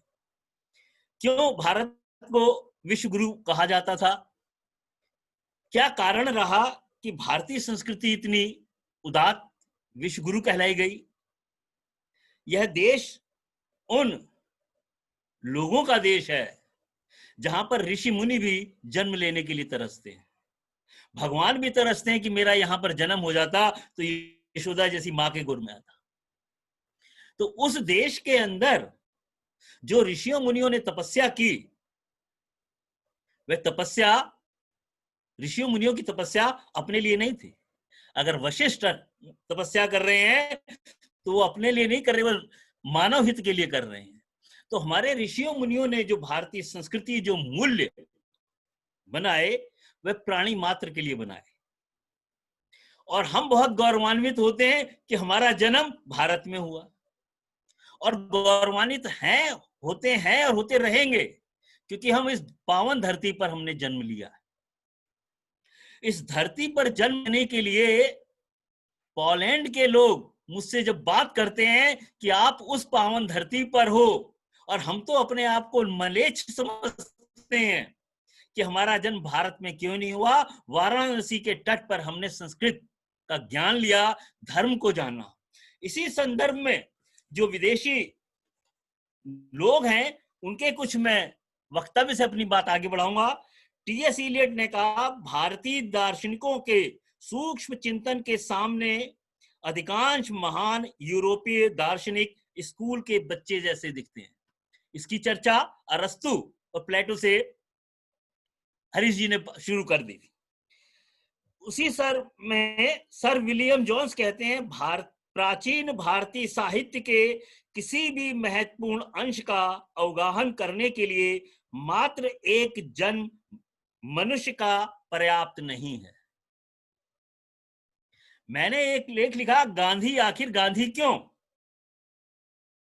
और मैंने उसमें यह बताया, गांधी को गांधी बनाने वाले केवल भारत के 2 ग्रंथ हैं, रामचरितमानस रामायण और गीता। पूरे विश्व को अगर कोई जगह दे सकता है तो ये 2 ग्रंथ ही पर्याप्त है। और हमारे तो ये कहा गया 18 पुराणों का सार क्या है? परोपकार है। परोपकार की बात करते हैं। तो जो ऋषियों मुनियों ने ये मानवीय मूल्य, भारतीय संस्कृति बनाई, वह प्राणी मात्र के लिए बनाई, और वो केवल भारत के लोगों के लिए नहीं बनाई, उन्होंने विश्व मानव के लिए बात बनाई। और इसीलिए वहां से शुरुआत हुई, सर्वे भवन्तु सुखिनः सर्वे सन्तु निरामया सर्वे भद्राणि पश्यन्तु मा कश्चित् दुर्भाग्यवत्। वहीं पर ही बात शुरू हुई, अयम निज परो वेति गणना लघुचेताम उदार चरितानाम ही वसुधैव कुटुंबकम। हमने तो हमेशा कहा जियो और जीने दो,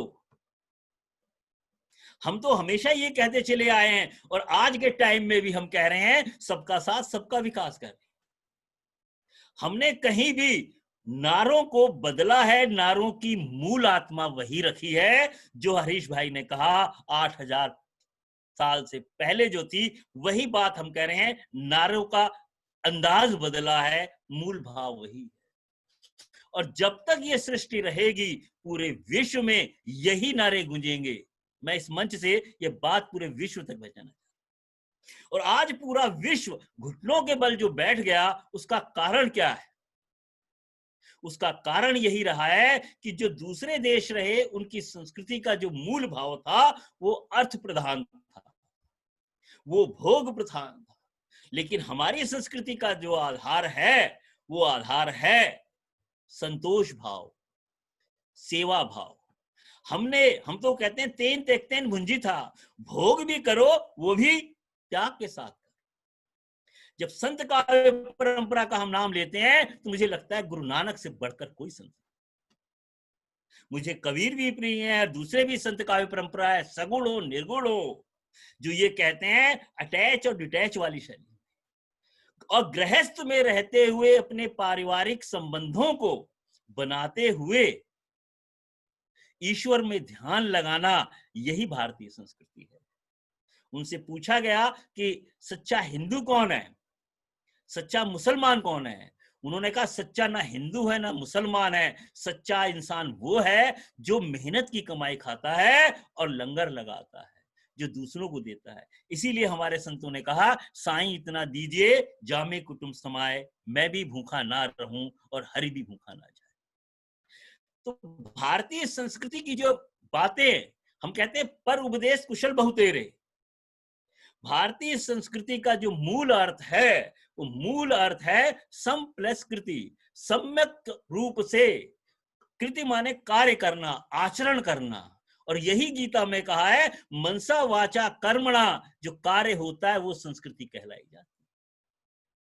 इसीलिए संस्कृति का दूसरा जो शब्द प्रयोग होता है जिसको लोग एक्सरसाइज समझने लग गए हैं, योग। विदेशियों ने इसको योगा बना दिया, जबकि योग तो हमारी संस्कृति है, सबको जोड़ती है, समाज के हर वर्ग को जोड़कर जीने का अंदाज सिखाती है। संस्कृति हमारा आचरण है। आज आप रुचिरा जी यार यहाँ बैठे हैं तो ये आपका आचरण है। आपने सरस्वती की साधना की और आप बैठकर यहाँ पर कार्य कर रहे हैं और एक लोकप्रिय अध्यापिका के रूप में जानी जा रही है। आज अगर हरीश जी को बुलाया जा रहा है तो केवल इसलिए नहीं बुलाया जा रहा है, हजारों अध्यापक बैठे हुए पढ़ रहे हैं, लेकिन उनको बुलाया जा रहा है, उनका आचरण, उनका वक्तव्य, उनकी बात में कुछ दम है जो उन्होंने ये काम किया, इसलिए बुलाया जा रहा है।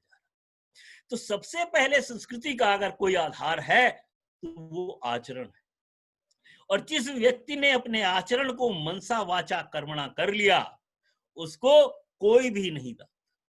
हमारी संस्कृति तो मौत को भी, हमारे यहाँ तो मृत्यु भी एक संस्कार है।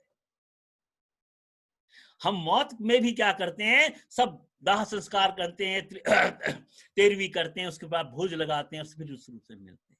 इसीलिए किसी डॉक्टर बेलगौर जी की कविता है, हे मौत तुझे आना है तो आ, जब भी आ, बनकर संवर कर, चंदन सी शीतल कुमकुम मेहंदी लगा कर आ, जब भी आ बन संवर कर आ। हम लोग भारतीय मौत से डरने वाले नहीं। आज पूरे विश्व के अंदर जो विश्व में घुटने टेक दिए कोरोना के लिए मौत से डर रहे हैं, मैं संस्कृति के संदर्भ में केवल 2 उदाहरण दे रहा हूं।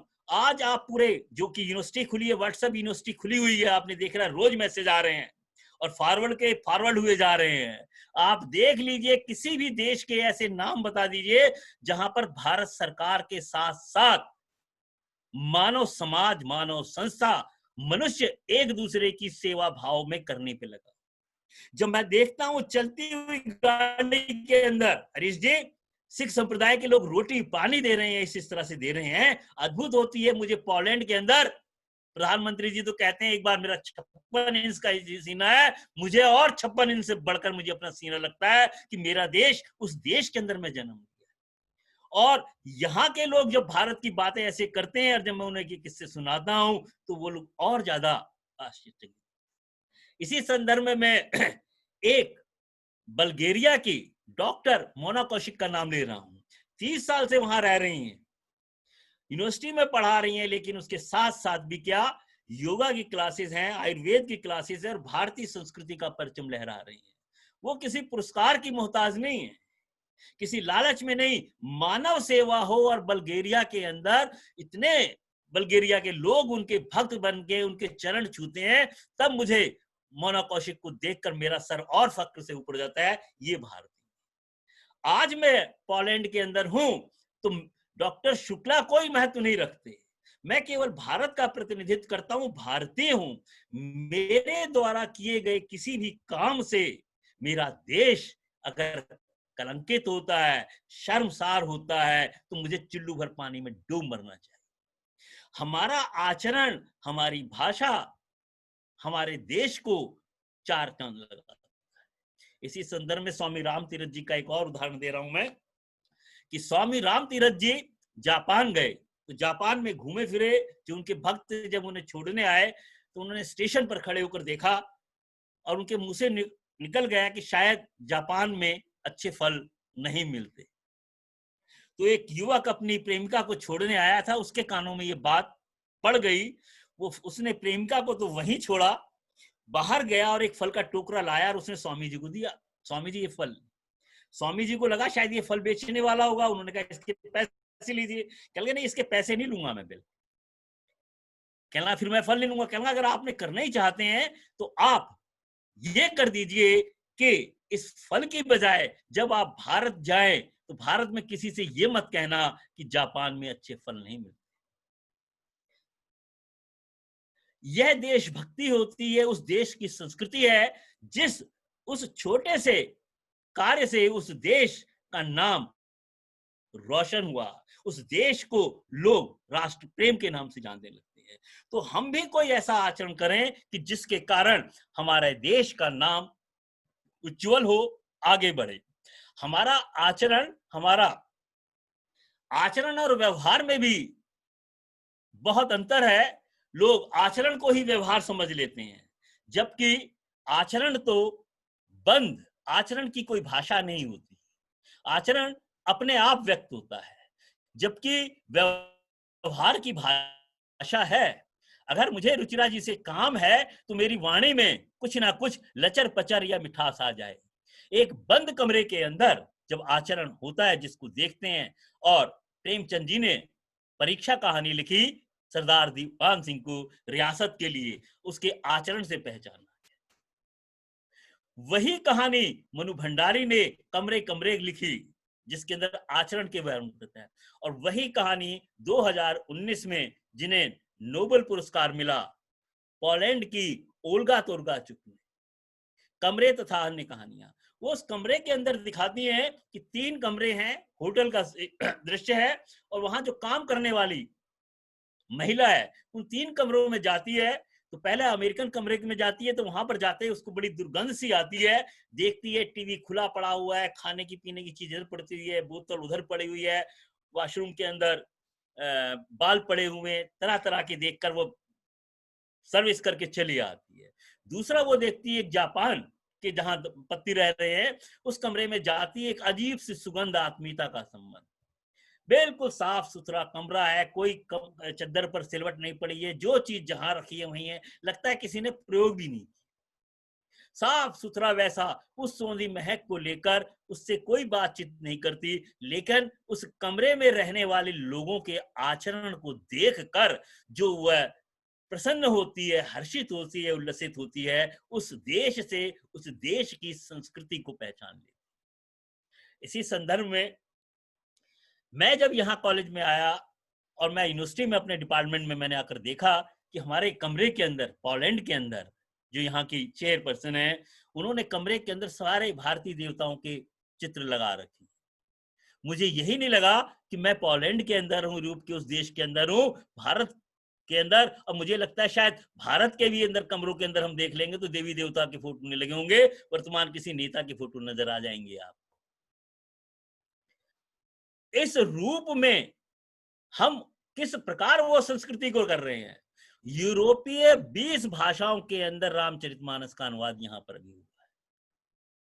वैश्विक रामायण कोश चल रही है, उसमें पूरे विश्व से अंदर लोग जो जुड़े हुए हैं, उसके अंदर मैं भी जुड़ा हूं। इसके अंदर लोग इतने दिन भर, क्या कारण रह गया कि रामायण और महाभारत ने विश्व के सारे टीआरपी को तोड़ दिया? क्यों चर्चित हुए? वो हमारी संस्कृति का मूल भाव है।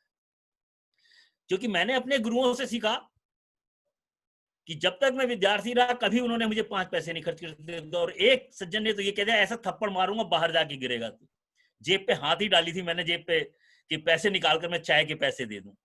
तो ऐसे गुरुओं का सानिध्य पाकर हम बड़े हुए हैं। और यही परंपरा मैंने जब यहाँ पर की तो छात्रों ने पैसे देने की कोशिश की, लड़कियां थी, नहीं सर ये हमारी कल्चर है, हमारी संस्कृति है। मैंने, आप अपनी बेटा संस्कृति का रखो, मैं बहुत मान करता हूँ, सम्मान करता हूँ, लेकिन मैं जिस देश से आया हूं, मैं अपने आप से क्या जवाब दूंगा? जिन लोगों ने मुझे पढ़ाया लिखाया आज वो नहीं भी हैं, वो मेरी सांसों के अंदर है। मैं उस देश का, उस संस्कृति का मानता हूं। जिस देश में मूर्ति को देखकर गुरु मानकर ज्ञान अगर प्राप्त हो जाता है, उस देश से मेरा संबंध है। तो कैसे कह दूं आज भारतीय संस्कृति विश्व में नहीं? कुछ रंग रूटों के कारण भारतीय संस्कृति को धब्बा नहीं लगेगा। वो रंग रूट अपने दिशा में चल रहे हैं, चलने दीजिए। भारतीय संस्कृति अजर है, अमर है, जब तक सृष्टि है तब तक रहेगी। यहां पर विद्यार्थियों को मैंने पैसे नहीं दिए, उसका कारण ये प्रभाव पड़ा कि विद्यार्थी मुझसे इतने आत्मीय हो गए हैं कि जहां मन हो, जिस तरह से हो, वो बोलना आ जाता। जबकर यहाँ पर विद्यार्थियों की, क्योंकि यहाँ के कल्चर क्या है कि विद्यार्थी सब काम कर रहे होते हैं, 5 मिनट भी समय नहीं निकालते, क्लास के बाद फौरन चले जाते काम करना। ये इस संस्कृति की पहचान है। जो आप काम कर रहे हो पहले कर्म है, बाद में दूसरी बातें। और गीता तो हमेशा ये कर्मण्येवाधिकारस्ते की बात करती है। हम कैसे कहते हैं हमारी संस्कृति इधर से उधर है? तो भारतीय संस्कृति की 3 चीजें, 3 ग है, गाय, गीता और गंगा। हरीश जी ने इस बात पे बता दिया था, कहां शिव जी की जटाओं से निकली गंगा और कहां होते हुए हरिद्वार और कहां कलकत्ता पहुंच जाती है। और जो सागर है उसको भी पवित्र गंगा बना देती है, गंगा सागर कहलाया जाता है। ये गंगा है जो हमारे जीवन को, हमारे जीवन का आधार है। गाय हमारी माता है, इस रो हमारे शरीर को पुष्ट करती है। और गीता तो मानसिक विकारों को दूर करती है। गीता तो हमें मौत को गले लगाती, कहती है मौत तो रोज की प्रक्रिया है, जैसे रात और दिन ढलते हैं, सुख दुख आता है, वैसे ही तरह से मौत है। तो भारतीय संस्कृति तो अपार है। इसी संदर्भ में जब मैं यहां आया तो अरुण यह मधुमेह देश हमारा, जहां पहुंच अनजान क्षितिज को मिलता है एक सहारा, ये जो पंक्तियां थी, इसका साक्षात दर्शन मैंने पोलैंड में किया। प्रसाद जी को बहुत पढ़ा, हरीश जी मैंने, लेकिन उसका जो व्याख्या मिली मुझे वो यहां मिली। हरीश जी इस उदाहरण को सुन चुके हैं, रुचिरा जी आपने नहीं सुना होगा कि पोलैंड के जब द्वितीय विश्व युद्ध हुआ और यहां से औरतें और बच्चों को जान बचाने के लिए जहाज में चढ़ा दिया और ये कहकर अगर जीवन रहा तो फिर मिलेंगे, और कप्तान से कह दिया जिस भी टापू पर, जिस भी देश में जाए इनको छोड़ दो, यह कहकर अलविदा किया गया। वो पूरे इराक देशों से होते हुए कहीं आए, कहीं जगह नहीं मिली। एक तरफ हिटलर साहब थे, दूसरी तरफ चर्चिल साहब। हम गुलाम थे। उस समय के अंदर केवल एक भारत ही एक ऐसा देश था, गुजरात के जामनगर के महाराज दिग्विजय सिंह ने उनको जगह दी, शरण दी और बड़े गर्व से कहा मैं यहाँ का बाप हूं, अपने आप को अनाथ न समझें, मैं तुम्हारी रक्षा करूंगा, तुम्हारे करूंगा। और 7 साल तक वो लोग यहाँ रहे, उनकी शिक्षा का, चिकित्सा का सारी व्यवस्था की, और एक पल उनको ये नहीं भान होने दिया कि आप शरणार्थी हैं। और उनको रहते उनके देश का झंडा उन्होंने लहराया, पहले उनके देश का झंडा लहराता था, फिर भारत का झंडा होता था। ऐसा मान करने वाला कौन देश होगा, कहाँ के राजा? ये तो भारत देश की कृतज्ञता है। और इसकी उपकृत करने वाला पोलैंड आज भी भारत को नमन करता है। महाराज दिग्विजय सिंह के नाम पर यहाँ पर विद्यालय है और मुझे सौभाग्य से वहां बोलने का मौका मिला।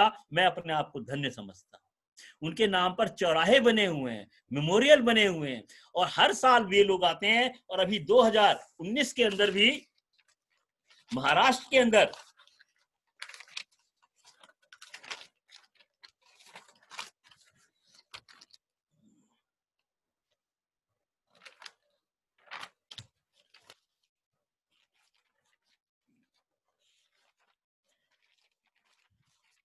दो हजार 15 सितंबर को एक मेमोरियल का अनावरण किया गया। इसमें पोलैंड के उप विदेश मंत्री मार्सिन प्राजिडेक्स और पोलैंड के राजदूत एडम, जो भारत में इस समय है, और महाराष्ट्र के राज्य मंत्री चंद्रकांत पाटिल थे। और उन्हीं शरणार्थियों में से एक बच्चा जिसने यहाँ शरण ली, पोलैंड का प्रधानमंत्री बना। तो ऐसी मिसाल अद्भुत है। ऐसे भारत के अंदर मेरा जन्म, हम तो कहते हैं कि हम कहीं भी हो, हम भारतीयों की ये पहचान है। हरीश भाई ने बहुत अच्छा कहा कि हम जिस देश में रहे हैं वो हमारी जन्मभूमि है, उसके प्रति हमारा अगाध प्रेम है। लेकिन अगर हम कहीं बाहर गए हैं, वो हमारी कर्म भूमि है। वहां के नियमों को, वहां के सिस्टम को समझकर हमें कोई ऐसा कार्य नहीं करना चाहिए जिससे हमारा देश कलंकित हो। इसीलिए कहते हैं जड़े गहरी भूले नहीं संस्कृति जग महके। और इसी के साथ साथ हमारे यहाँ जो संस्कृति में कहा गया है, तुलसीदास जी ने कहा कि मम माया संभव संसारा जीव चराचर विविध प्रकारा, सब मम प्रिय सब मम उपजाए, सबते अधिक मनुज मोहि भाए। हमारे यहाँ तो मनुष्य भाए जाते हैं और मनुष्य के साथ साथ हम तो जीवों की भी रक्षा करते हैं, पेड़ पौधों को भी पूजते हैं। हमसे कहा जाता था शाम के समय पेड़ छूना नहीं, वो सो रहे होते हैं। पेड़ों से, प्रकृति से हम जीवित हैं, हम तो उनको अपनी आराध्य मानते हैं। हमारी तो प्रकृति की पूजा होती है। ऐसे देश में जन्मे हुए हम लोग धन्य हैं। इसी के साथ साथ मैं ये बात बताना चाह रहा हूं कि भारत के 4 भाव भी हैं: भाषा, भवन, वेशभूषा। कि हम जिस वेशभूषा के, ये विविधता है हमारी, और विविधता में एकता, अनेकता में एकता, यही है। जब मैं यहां पर आता हूं तो लोग भारतीय व्यंजन को चटकारे खा खा कर पाते हैं। मैंने पोलैंड में कई लोगों से पूछा, भाई तुमने ये इंडियन रेस्टोरेंट खोले हैं, ये किस लिए खोले हुए हैं, यहाँ कोई आता भी है? तो वो बड़े गर्व से कहते हैं कि साहब यहाँ पर इतने लोग आते हैं, आप क्या कहने हैं, ये इंडियन की वजह से नहीं, ये तो पोलैंड के लोगों की वजह से चल रहा है हमारा रेस्टोरेंट। यहाँ की वेशभूषा, जब फंक्शन होती है तो पोलैंड की लड़कियां साड़ियां पहनकर, बिंदी लगाकर प्रोग्राम करने जाती हैं और वेदों का उच्चारण करती हैं। विश्व हिंदी दिवस पर मैंने ये बच्चों को कराया तो बच्चों ने बड़े भाग लेकर इसमें भाग लिया और बोले। इसी तरह से जो प्रसाद जी ने भी कहा कि जीवन के अंदर क्या है, हंसो मनु और हंसाओ, जीवन यही है। जब तक आप हो, हंसो हंसाओ, सबको साथ लो, सबके साथ मिलकर काम करो। हमने दूसरे के, हम अपने आंसू नहीं देखते। अगर हमारी वजह से किसी के आंसू आ जाए तो हम उसके आंसू पोंछने के लिए तैयार करते हैं। भारतीय संस्कृति ये है। हम तो रफ टफ खिलाड़ियों के खिलाड़ी अक्षय कुमार की तरह से भारतीय युवा जीना चाहता है कि जब भी सीना तान के किसी की मदद हो तो फौरन करने के लिए तैयार है। ऐसे भारत के लोग धन्य हैं। और जब तक ये जो मूल्य हैं, प्रेम, त्याग, तपस्या, इसकी सबकी चर्चा हो चुकी, अगर इनको हम जीवन में उतार लेते हैं तो निश्चित रूप से, अगर कॉलेज में पढ़ा रहे हैं तो वहां का वातावरण अच्छा होगा। हम अपने साथ दूसरों को ऐसा बनाएं। अगर हम अध्यापक हैं तो बच्चों को सच बोलना सिखा पाए। हम उनको ऐसी चाटुकारिता में ना लपेट दें कि वो अंधे हो जाएं और गर्त में जाके खाई में गिरे। उनको एक अच्छा इंसान बनाना सिखाएं। माँ बाप का कर्तव्य होना चाहिए कि हम ज्यादा से ज्यादा लोग क्या करें, बड़ा पद नहीं चाहिए, अच्छा इंसान बनाएं। और अच्छा इंसान बन जाए तो पूरे विश्व के अंदर हमारे यहाँ भी वो समस्या खैर शुरू हो गई है वृद्ध विमर्श वाली आधुनिक शिक्षा शैली के कारण। लेकिन अगर आप यूरोप वगैरह के अंदर देखो तो वहां बहुत बुरा हाल है, हमारे यहाँ भी ऐसा हाल नहीं है। और इस कोरोना के समय फिर हम मुड़े हैं प्रकृति की ओर, फिर मुड़े हैं गणतंत्र पे। और हमारे परिवार के अंदर जो संयुक्त परिवार प्रणाली है, इसके अंदर हम अपने परिवार के अंदर अगर एक की नौकरी चली गई तो नहीं है। अब मैं हरीश भाई का नाम लूंगा, हरीश भाई कहेंगे फिर नाम मेरा ले रहा है। अपने परिवार के लिए समर्पित होने वाले व्यक्ति को अगर मैं आज उसका नाम ना लूं तो एक धोखा होगा, और ऐसा धोखा मैं कर नहीं सकता। पूरी तरह से समर्पित अपना जीवन कर दे वो व्यक्ति साधारण नहीं, असाधारण व्यक्तित्व होता है। तो ऐसे भारतीय जिस देश के अंदर हैं, उस देश की संस्कृति निश्चित रूप से अमर रहेगी और फिर रहेगी। एक वो नरेंद्र देव थे, विवेकानंद जी ने, जिन्होंने कहा गर्व से कहो भारतीय हो, गर्व से कहो हम भारतीय हैं, गर्व से कहो स्त्रियां भारतीय हैं। वो स्त्रियों को नहीं भूला जा सकता, मेरठ की स्त्रियों को जिन्होंने आजादी के टाइम पर बंदूकें उठा ली थी। जो बेलन उठा सकती हैं वो बंदूक देश के लिए और स्वाभिमान के लिए करने लगती हैं। उन भारतीय नारियों को सम्मान। औरों को हंसते देखो मनु हंसो और सुख पाओ, अपने सुख को विस्तृत कर लो सबको सुखी बनाओ। ये हमारी संस्कृति का मूल आधार है। और इसी के साथ धर्मवीर भारती की पंक्तियों के साथ, जब कोई मनुष्य अनासक्त होकर चुनौती देता है इतिहास को, उस दिन नक्षत्रों की दिशा बदल जाती है, उस दिन नक्षत्रों की दिशा बदल जाएगी। और अपनी बात इस उदाहरण से सारता हूं, हरीश भाई ने जो उदाहरण दिया कि आज चीन और भारत की संस्कृति जो पुरानी थी, चीन की साम्राज्यवादी सोच उसे किस गर्त में ले आएगी, और उस गर्त में ले जाने के लिए जो इंसान खड़ा हो गया उसके सामने, उसको गर्त में ढकेल देगा। उसके कर्म, उसकी सोच चीन को कितना पीछे लेके जाएगी ये विश्व देखेगा। इस मंच से मैं इस बात को के साथ अपनी वाणी को विराम देता हूं। बहुत बहुत धन्यवाद।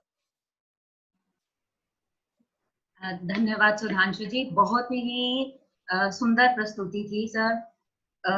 इसी के साथ हमारे पास कुछ सवाल आए थे चैट बॉक्स में, वो मैं लेने की अनुमति चाहूंगी।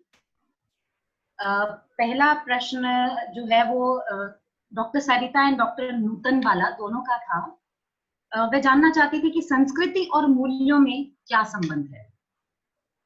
डॉक्टर हरीश जी या सुधांशु जी, दोनों में से जो इसका उत्तर देना चाहे सर, आप दोनों को आमंत्रण है। हाँ, संस्कृति और मूल्यों में क्या संबंध है, अंतर संबंध है? हाँ, संस्कृति और मूल्यों में क्या संबंध है? देखिए, ऐसा है, मूल्य मनुष्य और समाज के भीतर से उत्पन्न होते हैं, और वो जो संस्कार हैं उन्हीं से ही संस्कृति का निर्माण होता है। मूल्य मनुष्य के आंतरिक गुण माने जाते हैं, जिनके माध्यम से हम उनके व्यक्तित्व की पहचान स्थापित करते हैं। जैसे सामान्य तौर पर बहुत सारे मूल्य ऐसे होते हैं जो व्यक्ति अपने केवल व्यक्तिगत जीवन को जीने के लिए भी उपयोग में लाता है, लेकिन वह उसके व्यक्तित्व का हिस्सा बन जाते हैं। जब किसी एक व्यक्ति के व्यक्तित्व का हिस्सा वो बनते हैं, तब तो वह मूल्य उसके व्यक्तिगत संस्कार हो सकते हैं। लेकिन अगर किसी एक समाज में रहने वाले व्यक्तियों के वही मूल्य एक साथ जुड़ते चले जाते हैं, तो वह उसके सामाजिक मूल्य के रूप में परिवर्तित कर देते हैं, और वही सामाजिक मूल्य संस्कृति की विराटता में अपने आप ही समाहित हो जाते हैं। क्योंकि अलग अलग क्षेत्रों की संस्कृति भिन्न हो सकती है, लेकिन एक सामूहिकता के रूप में अगर हम भारत की संस्कृति की बात करते हैं, तो जो मैंने भारतीय संस्कृति के मूल तत्व दिए वो भारत के प्रत्येक राज्य में आपको मिलेंगे। एक व्यक्ति में वो भिन्न भिन्न रूप में हो सकते हैं, वो उसका मूल्य अलग अलग रूप में हो सकता है, लेकिन वो कहीं ना कहीं आंतरिक चिंतन से ही एक सामूहिक संस्कृति का निर्माण करके चलते हैं। तो व्यक्ति के मूल्य जो हैं वो पहले उसके आंतरिक रूप में निहित होते हैं, यानी कि जिन कर्मों को वो करता है, जिन कर्मों के माध्यम से अपने व्यक्तित्व का निर्माण करता है, वो उसके मूल्य होते हैं। और संस्कृति उन मूल्यों को एक सामूहिकता के रूप में जब सामाजिक स्तर पर और राष्ट्रीय स्तर पर आती है, तो वो संस्कृति के रूप में परिवर्तित होती जाती है। जी धन्यवाद सर। अभी कुछ रह गया तो मैं भी और इसको स्पष्ट करता हूँ, थोड़ा सा और बता देता हूँ। नूतन जी के मन की सारी बहम निकल जाए। ऐसा है कि संस्कृति भाव है, और जब हम उसके आगे लगा देते हैं सांस्कृतिक संस्कृति, मानवीय संस्कृति, बाजारी संस्कृति, तो वो विशेषण बन जाती। वैसे ही मूल्य भाव हैं जो सूर्य के, जिनका संबंध अंतर्मन से है। ये भाव हैं। आप बहुत अच्छा करना चाहती, ये भाव हैं। आप दूसरे के बारे में सोचते हैं, प्यार करते हो सबसे, ये भाव है। लेकिन जब तक आप करोगे नहीं, तब तक वो भाव रह जाएगी, वो क्रिया नहीं बनेगी। तो संस्कृति और जो ये मूल्य हैं, ये मूल्य भी किसके लिए? मानवीय मूल्य हैं। इन मूल्यों को बाजार ने, विद्वानों ने अलग अलग ढंग से इसके विशेषण बना दिए। मानवीय मूल्य, बाजारी मूल्य, बैंकिंग मूल्य। अरे बैंक के अंदर भी अगर जो मूल्य है, वो मूल्य है क्या? बैंक किस पर चलता है? एक विश्वास पर। आप करोड़ों रुपया वहां जमा करते हो केवल इस विश्वास पर। इसीलिए बैंक का मूल जो आधार है, मूल्य है, वो क्या है? उसका ही कर देता है, विश्वास। उपभोक्ता को क्यों मानते हैं? अपने क्लाइंट को क्या मानते हैं? भगवान मानते हैं, अतिथि मानते हैं। और भारतीय संस्कृति क्या कहती है? अतिथि देवो भव। तो किसी भी परिवेश में जाएं, उसका जो मूल है वो वही है समष्टि के लिए। अगर अपने लिए, व्यक्ति के लिए आ जाएगा तो मैं तो भाई ठीक है, अगर मेरे लिए आएगा तो फिर तो होता है जो अकेला खाता है वो पाप को खाता है। मैं तो अंधाधुंध 1 2 का 4 करूंगा, वो व्यक्तिगत है, मुझे फिर कोई पूछेगा नहीं। नूतन जी को समझ में आ गया होगा। अगला प्रश्न। जी हाँ, धन्यवाद सर। अगला प्रश्न है सविता मैथनी का। वह ये जानना चाहते हैं कि भारतीय संस्कृति पर जो पाश्चात्य का दुष्प्रभाव पड़ रहा है, उससे कैसे बचा जा सकता है? हाँ, मैं बोलूं? कौन हरीश जी बताएं? नहीं, आप बोलिए। अच्छा चलो, पश्चिम के क्या देश नाम में बताया आपने? पश्चिम के देश में बैठे हैं तो कविता जी। कविता जी। कविता जी, आपको नमन। आपका नाम ही कविता है, आपको तो कुछ कहने नहीं चाहिए था, क्योंकि कविता तो मानव जाति की क्या है? प्राण शक्ति है। कविता जी, कोई भी चीज बुरी नहीं होती। हर संस्कृति का अपना महत्व है, वो उनके अपने परिवेश से उठती हुई, उनके हालात हैं, उसके हिसाब से बनी हुई है। हम पश्चिम से बहुत अच्छी चीजें हैं। मुझे यहाँ से आकर मुझे देखता है, ये इतने अनुशासन प्रिय हैं कि अगर क्लास होती है तो 1 बजे की क्लास है तो 5 मिनट पहले ये पहुंचे हुए होते हैं विद्यार्थी समय पर। अगर आपका चल रहा है तो आधा सेकंड मेट्रो या ट्राम लेट नहीं होगी। कहीं आप कागज का छोटा सा भी टुकड़ा अगर डाल देंगे तो कोई देखे ना देखे, लेकिन कोई सामने जाने वाला व्यक्ति है, वो देखकर आपको टोक देगा, what are you doing this, please. हर मिनट कोई ना कोई आपको कह देगा। तो ये जो सिविक सेंस यहाँ कर जो डेवलप हुई, और हम जैसा करते हैं अपने देश के अंदर, किसी को कुछ कहने की जरूरत नहीं, क्योंकि हमारी वो सिविक सेंस अभी तक डेवलप ही नहीं हो पाए। मोदी जी चिल्ला चिल्ला के बार बार कह रहे हैं स्वच्छता अभियान, स्वच्छता अभियान, और उदाहरण नहीं देना चाहिए कि कहते हैं कुत्ता भी जहां बैठता है वो अपनी जगह को साफ करके बैठ लेता है। मोदी जी बेचारे क्या करें, मैं तो उनको देख देख के परेशान हो जाता हूँ। कोई व्यक्ति इतना कह रहा है, ये बेसिक चीजें हम नहीं अभी तक समझ पाए। एक्चुअली एक बात है, जब आप मेट्रो में जाते हैं, जब आप एयरपोर्ट पे जाते हैं, तब आपकी सिविक सेंस काम करने लग जाती है वहाँ। हाँ, तब वहां पर ये लगने लगता है, तब आप ये क्यों करने लग गए हो, तब आपको लग रहा है सामने वाला बैठा है वो आपको टोक देगा। मैंने कहा ना, आचरण और व्यवहार यही होता है। इस व्यवहार के चक्कर में तो कितने बन गए और कितने कट गए। बिल्कुल। तो हमने अपने विवेक से ये सोचना है कि हमने क्या ग्रहण करना है, क्या हमारे लिए है। मैं छोटी सी बात उदाहरण दे रहा हूं कविता जी को। मेरा बेटा मॉडर्न स्कूल बाराखंबा रोड में पढ़ता था। ये करीबन 27 साल पुरानी बात बता रहा हूं मैं आपको। और वो घर से जाता था तो उसकी हमारी धर्मपत्नी थी पराठा और अचार रख के या कोई सब्जी रख के देती थी।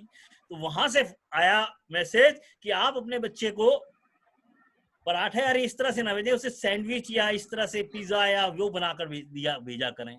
मैं ना, उसकी माँ उठ जाती है, उसकी माँ 12 बजे उठने वालियों में से नहीं है, आप अपना काम कीजिए।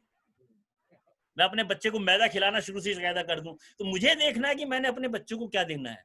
और इस पीढ़ी से हम लोग बैठे हैं, हम अपनी नई पीढ़ी को क्या देना चाह रहे हैं, क्या संस्कृति देंगे या अपसंस्कृति देंगे, इसके जिम्मेदार हम हैं। अगर हमने अपना आचरण नहीं सुधारा तो आज जितने भी हम देख रहे हैं, समस्याएं देख रहे हैं, उसमें से कुछ हो सकता है कि नालायकी हो जाए बच्चा, नहीं तो 90% दोष उसमें हमारा होता है कि हमने वो संस्कार उसमें नहीं डाल पाए। हमने क्यों उसे पैसे की आग लगा दी, क्यों हमने पैसे उसको इतने जरूरत से ज्यादा दे दिए और आज वो हमारे सिर पे चला रहा है। और प्रश्न कोई? एक अंतिम प्रश्न है डॉक्टर शिवराज जी का। उन्होंने इंग्लिश में प्रश्न दिया तो मैं उसी लैंग्वेज में बोलूंगी। हम तो अपनी लैंग्वेज में देंगे, आप चिंता ना करें। उनका प्रश्न जिस भाषा में है मैं वही।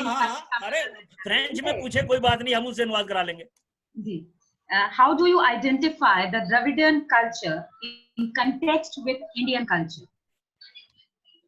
दोबारा बोलना, क्या बोल रहे हैं? How do you identify the Dravidian culture in context with Indian culture? Dravidian culture with Dravid जो कल्चर है वो है कहाँ का? मैं इनसे पूछ रहा हूँ, ये द्रविड़ कल्चर है कहाँ का? अमेरिका का है क्या? ये द्रविड़ सभ्यता आई कहाँ की है? शिव कुमार जी, ये द्रविड़ सभ्यता, मोहनजोदड़ो, ये सब भारत के ही हैं और यहीं से हम लोगों की परंपरा चली है, सभ्यता चली है और बहुत लंबी 12,000 पुरानी जो बता रहे हैं वहां से चलते चले आए हैं। और उससे लेकर आज तक समय समय के हिसाब से जैसे जैसे मनुष्य का विवेक बढ़ा, जहां जंगलों में रहता था, पत्थरों का युग था, धीरे धीरे किस प्रकार से पहिया बना और किस प्रकार से चलती चली आई। और ये संस्कृति, इसे आप द्रविड़ संस्कृति कह दो, इसे आर्य संस्कृति कह दो, संस्कृतियों के नामकरण पर ना जाएं। ये देखें आज की संस्कृति जो है विश्व संस्कृति मानव जीवन के लिए बनी हुई है और उसमें ही जिएगी। दरअसल हमारे यहाँ समस्या क्या है कि हम इस बारे में ज्यादा विवाद खड़ा करते हैं कि कौन सी संस्कृति भारत की प्राचीन है, द्रविड़ संस्कृति या आर्य संस्कृति। मुझे लगता है कि हम इस विवाद से परे हटें और भारत की संस्कृति को ही ये मान लें कि भारतीय संस्कृति की विराटता में ये दोनों ही संस्कृतियां विद्यमान है। प्राचीन कौन सी है, पुरानी कौन सी है, उनको इतिहासकारों पर छोड़ दें, वो अपने आप ढूंढते रहेंगे। हमें मूल्यों पर विश्वास करना चाहिए, उन मूल्यों के आधार पर अपनी जीवनचर्या को चलाना। हम ये ना देखें तेरी साड़ी उसकी साड़ी से सफेद कैसी है, हम ये देखें कि साड़ी साफ है और आदमी अच्छा है। हम ये ना देखें पोस्ट कितनी बड़ी है, हम ये देखें आदमी अच्छा है। आदमी अच्छा होना आज की संस्कृति की पहचान है, जरूरत है। पद बड़ा होना उसकी जरूरत नहीं।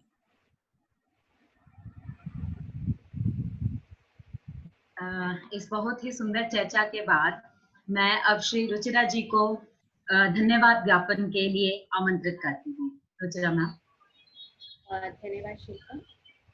भारत की पवित्र भूमि पर जन्म लेने वाले और इसकी सभ्यता पर गौरवान्वित होने वाले आप सबका एक बार पुनः स्वागत। आप सबको नमन। साहित्यकाश में अपना परचम लहराने वाले हमारे दोनों वक्ताओं ने इस विषय को इतनी गहराई से हमारे सामने उपस्थित किया, उसकी व्याख्या की कि अब हम सभी उसकी गहराइयों में उतरकर बहुत सुंदर सुंदर मोतियों से अपने आंचल को भरने में समर्थ हो गए। इनका धन्यवाद देना मेरी दृष्टि में दीपक को रोशनी दिखाने जैसा होगा। मेरे में सामर्थ्य ही नहीं है कि इन दोनों वक्ताओं का मैं शब्दों के माध्यम से आभार व्यक्त कर सकूं, किंतु फिर भी औपचारिकता है। आप दोनों का हृदय की अतल गहराइयों से आभार। आप सभी प्रतिभागियों का भी मैं नमन करने के साथ ही आभार व्यक्त करती हूँ, जिन्होंने इतनी तादाद में यहाँ उपस्थित होकर इस विषय को समझा और हमें इस बात के लिए प्रेरित किया कि हमने जो इस विषय को चुना था उसको चुनने में हमें कहीं से भी कोई भूल नहीं हुई। ये विषय ना केवल प्रासंगिक है अपितु हमें इसके बारे में और अधिक व्याख्यान आयोजित करने चाहिए। आप सबका भी पुनः आभार। अपनी एनएसएस टीम का भी मैं आभार व्यक्त करना चाहती हूँ, जिन्होंने इस पूरे वेबिनार में रात दिन एक कर दिए और पूरी कर्मठता के साथ इसे इस सफलता की ओर लाने में अपना योगदान दिया। आप सबका आभार व्यक्त करते हुए मैं आपसे एक निवेदन करना चाहूंगी कि आपके चैट बॉक्स में और ग्रुप पर फीडबैक फॉर्म दिए गए हैं, आप उनको यथासंभव जल्दी से जल्दी भर दीजिएगा, क्योंकि 1 घंटे तक ही एक्टिवेटेड हैं, उसके बाद ये डीएक्टिवेट हो जाएंगे। और अगर आप इनको नहीं भरेंगे तो जो लोग केवल वैसे कहना नहीं चाहिए, पर कुछ लोग केवल सर्टिफिकेट के लिए आते हैं, उन्हें सर्टिफिकेट नहीं मिलेगा। ये वेबिनार ऐसा था जिसमें शायद सर्टिफिकेट की जरूरत ही नहीं थी। हम इतना डूब गए अपनी भारतीय संस्कृति और मूल्यों में कि उसमें ही गोते लहराते हुए हमारा पूरा का पूरा जीवन निकल जाए, तो मैं अपने आप को सार्थक समझूंगी। आप सबका पुनः आभार। धन्यवाद। धन्यवाद।